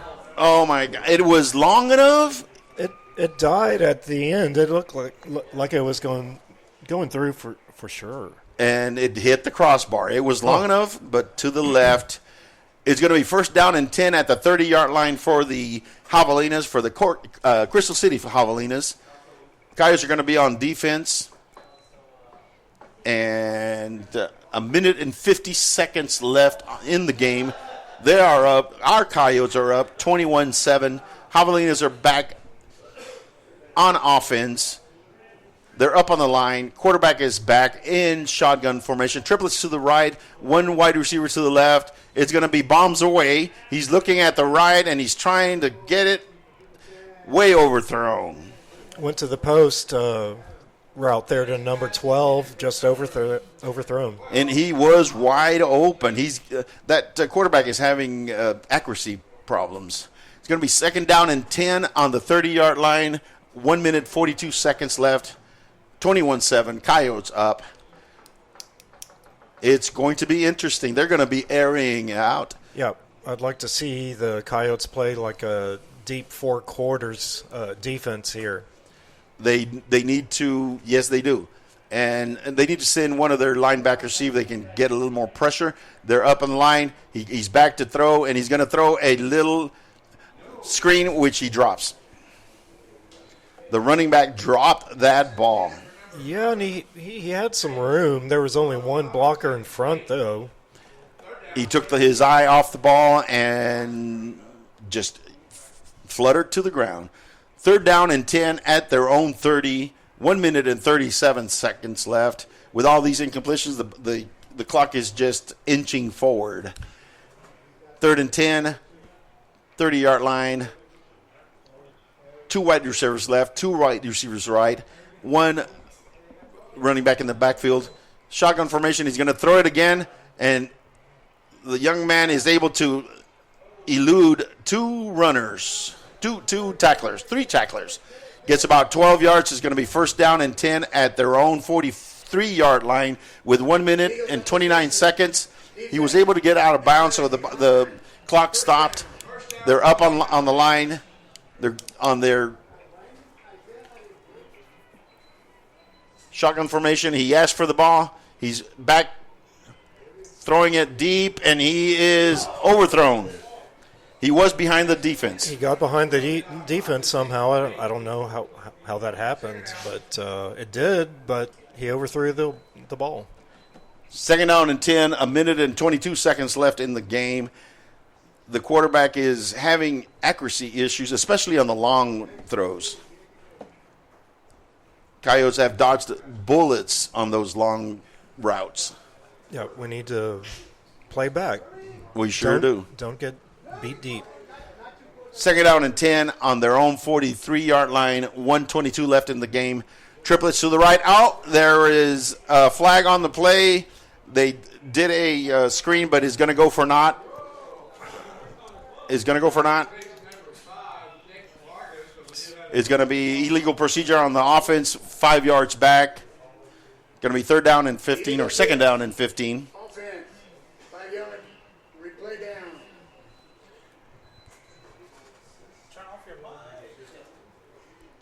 5 yards back from the 43. That puts the Javelinas on their own 38-yard line. 1 minute and 12 seconds left in the game. 21-7 is the score. The Coyotes are up by 14. 2nd and 15. They're up in the line. Shotgun formation. Triplet. Doubles to the right. Doubles to the left. 1 running back. Quarterback asks for the ball. He's back to the pass. And he's is being flushed. And no, it's incomplete. 14 was running for his life there. We had the two ends coming in, and all that scrambling helped us because it kept the clock running. It's 54 seconds left in the game, 21-7 the Coyotes. 3rd down and 15 on the 37-yard line of the Javelinas. They're looking towards their sideline to see what play they're going to call. Having some substitutions, triplets to the left, 1 to the right. Quarterback and shotgun. Number 3, their running back, the lone back in the backfield. He asks for the ball. They gets it. He's going to throw it again, and it's an incomplete pass. 51 seconds left in the game. It's 4th down and 15 for the Javelinas. He's having lots of accuracy issues. Another open receiver, but he couldn't hit him. It was just past his reach.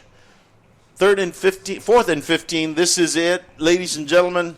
If they don't complete the conversion on this 4th and 15th, it's going to be the game. 51 seconds left in the game. The Coyotes are up 21-7. The Javelinas are up in the line. Quarterback is in shotgun. Number 10 is trying to decide which way he's going to go. He's a wide receiver. They're going to look to the right. They're going to look to the left, and he's going to throw up a prayer, and that prayer is going to flutter to the ground. Another overthrow. We had decent coverage there. There is dirty laundry on the ground. Let's hope it's not against us. If it is, then we're going to give him a little bit of life. Let's see what this penalty is? Sportsmanlike. Offense and defense. Offset. Ball goes over. It was unsportsmanlike on both sides. Yep. It's offset, but the good thing it was after the play, so it goes down to the on downs for the Coyotes. We take the ball at their own 38-yard line with 44 minutes and 5 seconds. Ladies and gentlemen, that's all she wrote. We're going to get into a victory formation and just down the ball and let the clock tick. 44 seconds and 5 seconds left. 25 seconds in the game clock. We need to let that game clock or the play clock go down. They haven't started the play clock. They're not going to start it. And there he goes. Gets about 3 yards. Jet Flores at quarterback. Jet Flores is at quarterback now. 3rd down and 7. And 33 seconds. Tick, tick, tick, tick, tick, tick. But I like to razzmatazz Al and say tick tock, tick tock, tick tock. 25 seconds, 24 seconds.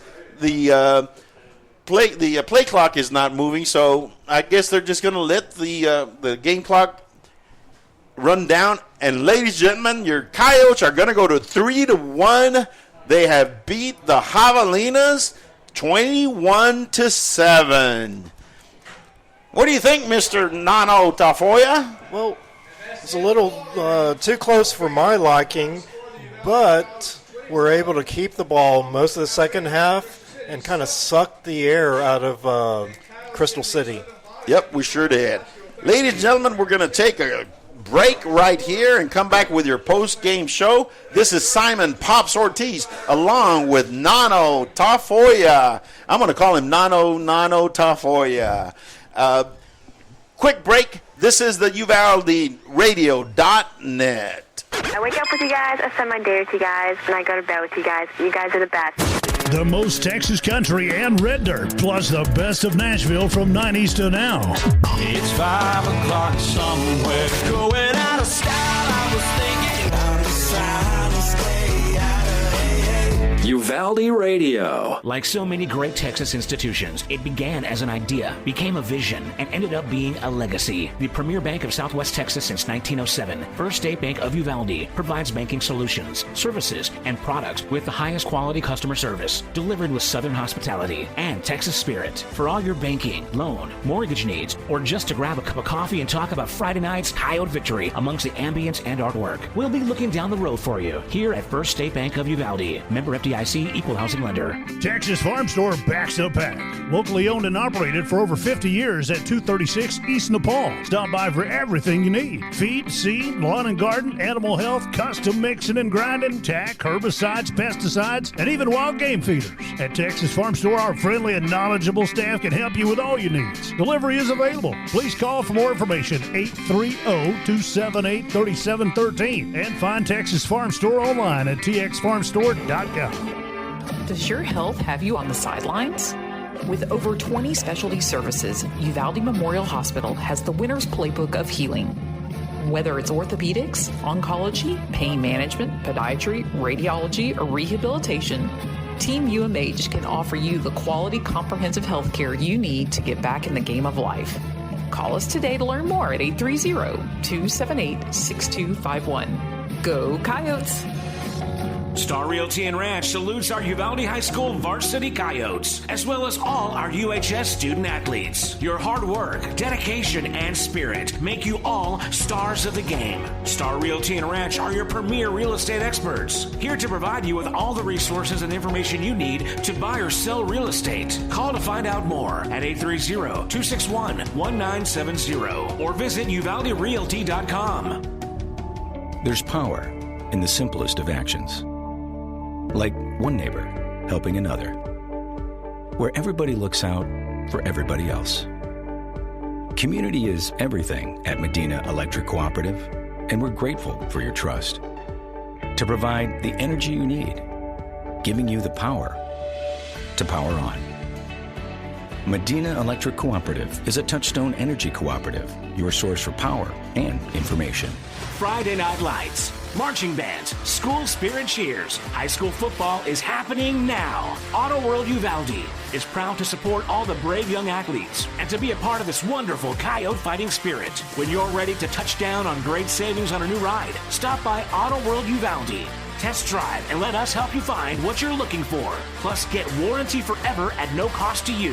Visit AutoWorldUvalde.com today. Go Coyotes! Greetings to everyone who loves the Uvalde Coyotes.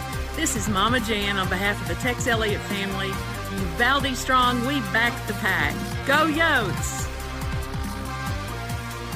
Texans team together, every red-blooded one of you, shoulder to shoulder, shaping history. We're in it for the long haul, together, and you can take that to the bank.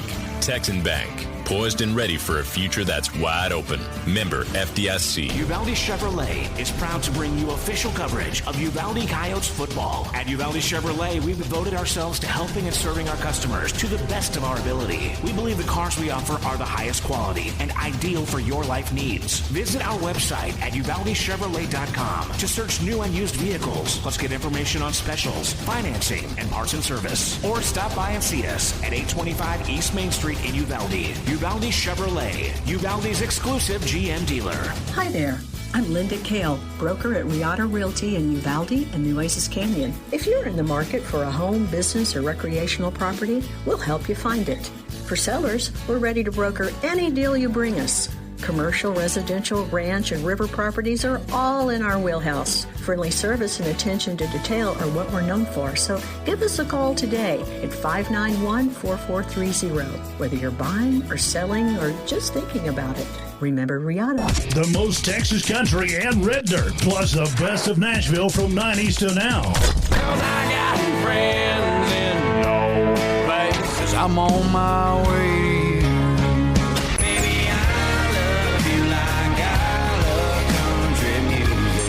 Uvalde Radio. Uvalde Radio. Welcome back, Coyote fans. This is Simon Pops Ortiz along with Nano Tafoya. We are the Coyote Pack broadcast on UvaldeRadio.net. Well, Nano, it was a weird game to me. I mean, it looked like it started like the Poteet game, but then it just ebbed and flowed. Give me some thoughts on the first half. Let's talk about the first half first. First half, we scored 2 touchdowns right off the bat, 14-0 lead.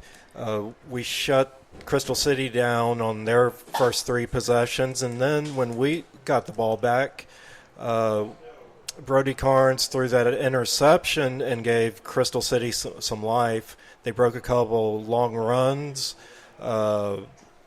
We had a penalty, yes, a 15-yard penalty, and they were able to get the end zone. And then from there, it was a fight the rest of the second quarter, and we couldn't put any more points on the board. So then that left us winning 14-7 at halftime.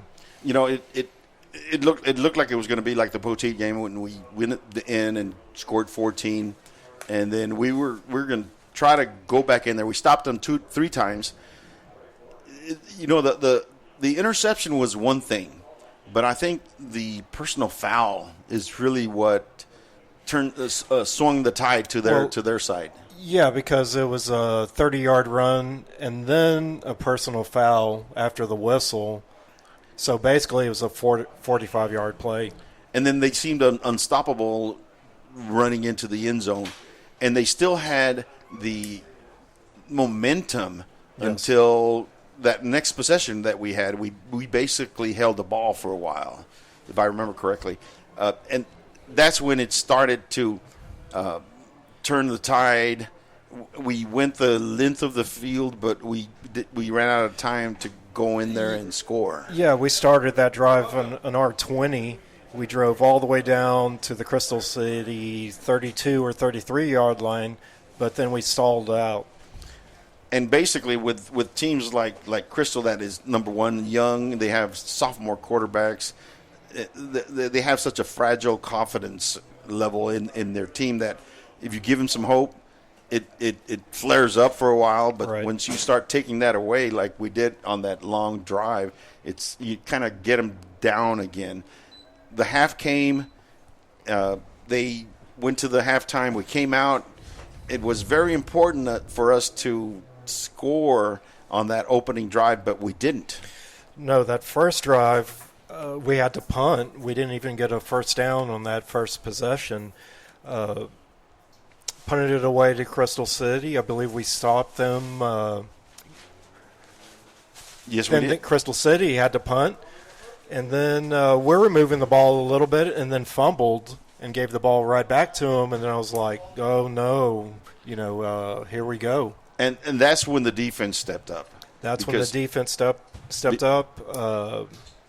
And we were able to stop them because we fumbled on our side of the field, and we were able to stop them. And I thought to myself, oh, here we go. We're going to give them some more confidence. But the defense was able to rise to the occasion and be able to stop them. We did. We got the ball back. That's when we drove down the field, I believe. That's when we went exclusively to the Wildcat formation and just ran the ball. And then after that, we ran the ball some more. It was about 15 Wildcat plays in a row. We had the ball for over 6 minutes of game clock, that drive, and it paid off with a touchdown. Yes, it did, and it was in the fourth quarter. It was by the end of that drive, they only had something like 7 or 8 minutes left, and once we went up 2 scores, then they started scrambling and trying to throw, and that quarterback was not accurate. Not accurate at all. And I'll tell you, they got behind our defensive backs a couple times, but the quarterback wasn't accurate enough to capitalize. And really, we weren't threatened the rest of the game. We weren't threatened, but I tell you what, if that quarterback was accurate, like somebody like Bernie or Somerset, we're going to get burned because those wide receivers were wide open. 2 things that I saw, and we'll talk about what we need to work on for the next game, which is going to be a big step up in the competition. And on that analysis, there's 2 things that I see. One is our wide receivers need to do a better job of catching the ball. And the other is we need to make sure that our safeties stay back further because some of those wide receivers were wide open. Yeah, and that worries me too about the safeties. I don't know if they just kind of lost focus there at the end. But maybe the coaches need to communicate that to them and not just assume the players know. But as a defensive back, the cardinal rule is do not get beat deep, whatever you do.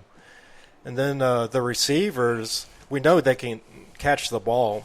I don't know what was going on tonight, but I feel they can get it corrected. Yes. You know what? I forgot you were a cornerback in high school. One thing that I did not realize is Alberto de la Garza, number 0, did not play today. He was one of our starting safeties. That might have had a little bit of an effect, but none. Oh, without a doubt. Yes. So hopefully, with him coming back, we'll be able to defend those long routes better. We're going to take a real quick break and come back in just a minute. But no, first, let's go ahead and keep going. For Divine. Divine is a step up, definitely. And we need to figure out what we do on offense where we don't have to run 16 Wildcats. What do you think about that? Well, we got a lot of things to work on offense. We tried to run some option plays and some inside traps with some fakes, and it just didn't look good. Not sure how prepared we were to run those plays in tonight, but Divine is gonna be a step up. And let's see, I'm looking for the score of the Divine game. And I'm still seeing 27-7 Hondo, but halftime. It's still they haven't reported the scores yet. The score yet. You know, I just got a text right now from Ryan T, and he's telling me, "Told you cramping. So I think that might have had an effect on our team and why the performance wasn't up to par to last week's. Well, got to stay hydrated. Yep, I have to stay hydrated. I got a final on that Hondo Divine game. It's 41-6 Hondo final. Ooh, that is going to be interesting for next week.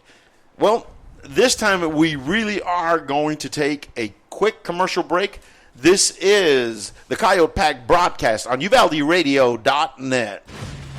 Friday Night Lights, marching bands, school spirit cheers. High school football is happening now. Auto World Uvalde is proud to support all the brave young athletes and to be a part of this wonderful Coyote fighting spirit. When you're ready to touch down on great savings on a new ride, stop by Auto World Uvalde.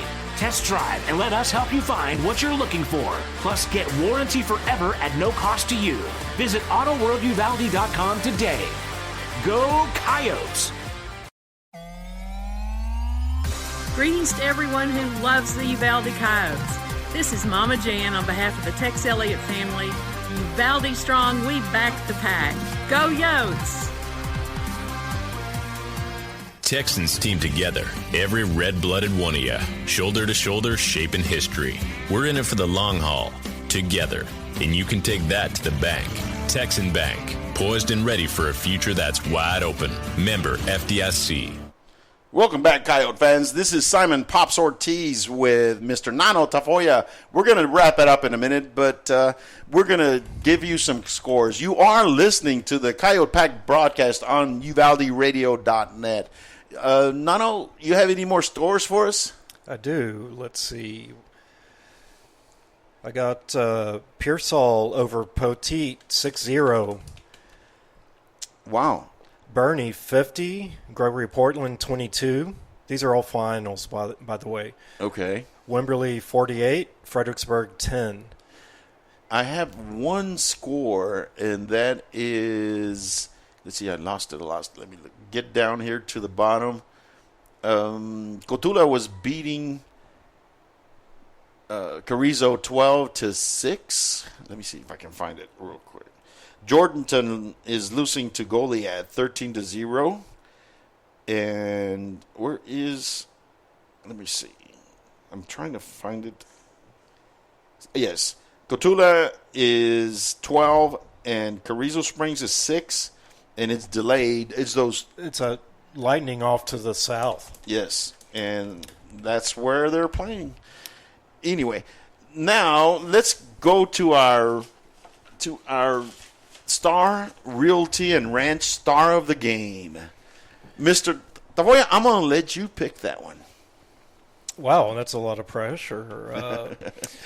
Well, I hate to just pick one player. I want to talk about number 55, Aaron Graves, defensive tackle. He was in the backfield making tackles. Number 33, linebacker Devin Brown, had a great game as well. But I'm going to give the player of the game to number 21, linebacker Caden Smith. He was in the backfield all night. They held him on a couple plays, and he had a big sack in the third quarter when we really needed it. So there you have it, ladies and gentlemen. The Coyote Star of the Game, Star Realty and Ranch Star of the Game is going to be Caden Smith, number 21. Way to go, Caden. Way to go, Caden. And there's going to be a nice gift basket for him. It's really nice. It has really, Broadway 830. The dinner. It has several stuff. So we will come back and award that. We have about 3 for this year so far that we need to award. We'll do that in our next broadcast and interview some of these players. That'd be great. Yeah, that'll be really good. Ladies and gentlemen, Nano, how was your first? Because you're going to come back one more time. Yeah, I'm due back in a few weeks. Had fun. Once the game got going, it got in the flow a little bit. It felt all right. It was an awesome broadcast, awesome game. It's always awesome when you win, actually. Always better. Yes, always better. Coyote fans, this is going to do it for us. This is your Coyote Pack broadcast on UvaldeRadio.net. We're going to sign off. Thanks for listening to the Coyote Pack broadcast with Simon Pops Ortiz on UvaldeRadio.net. Tonight's broadcast was made possible by the support of our sponsors: Auto World Uvalde, Cecil Atkinson Motors, Country Gardens and Seed, DKM Enterprises, First State Bank of Uvalde, Medina Electric Cooperative, Riata Realty, Star Realty and Ranch, the Tex Elliott family, Texas Farm Store, Texan Bank, Uvalde Area Chamber of Commerce and Visitor Center, Uvalde Chevrolet, Uvalde Memorial Hospital, and Vulcan Materials Company. The Coyote Pack broadcast was produced by Robert Miguel Rodriguez. Coyote Pack broadcast apparel provided by Southwest Uniforms and Embroidery. Promotional items by Genesis Screen Printing and Coyote Design and Screen Printing. Very special thanks to Uvalde CISD Interim Superintendent Gary Patterson, Uvalde CISD Executive Director of Communications and Marketing Anne Marie Espinosa, and Uvalde CISD Athletic Director and Head Football Coach Wade Miller and staff. We are Uvalde Strong. We now resume regular programming on UvaldeRadio.net.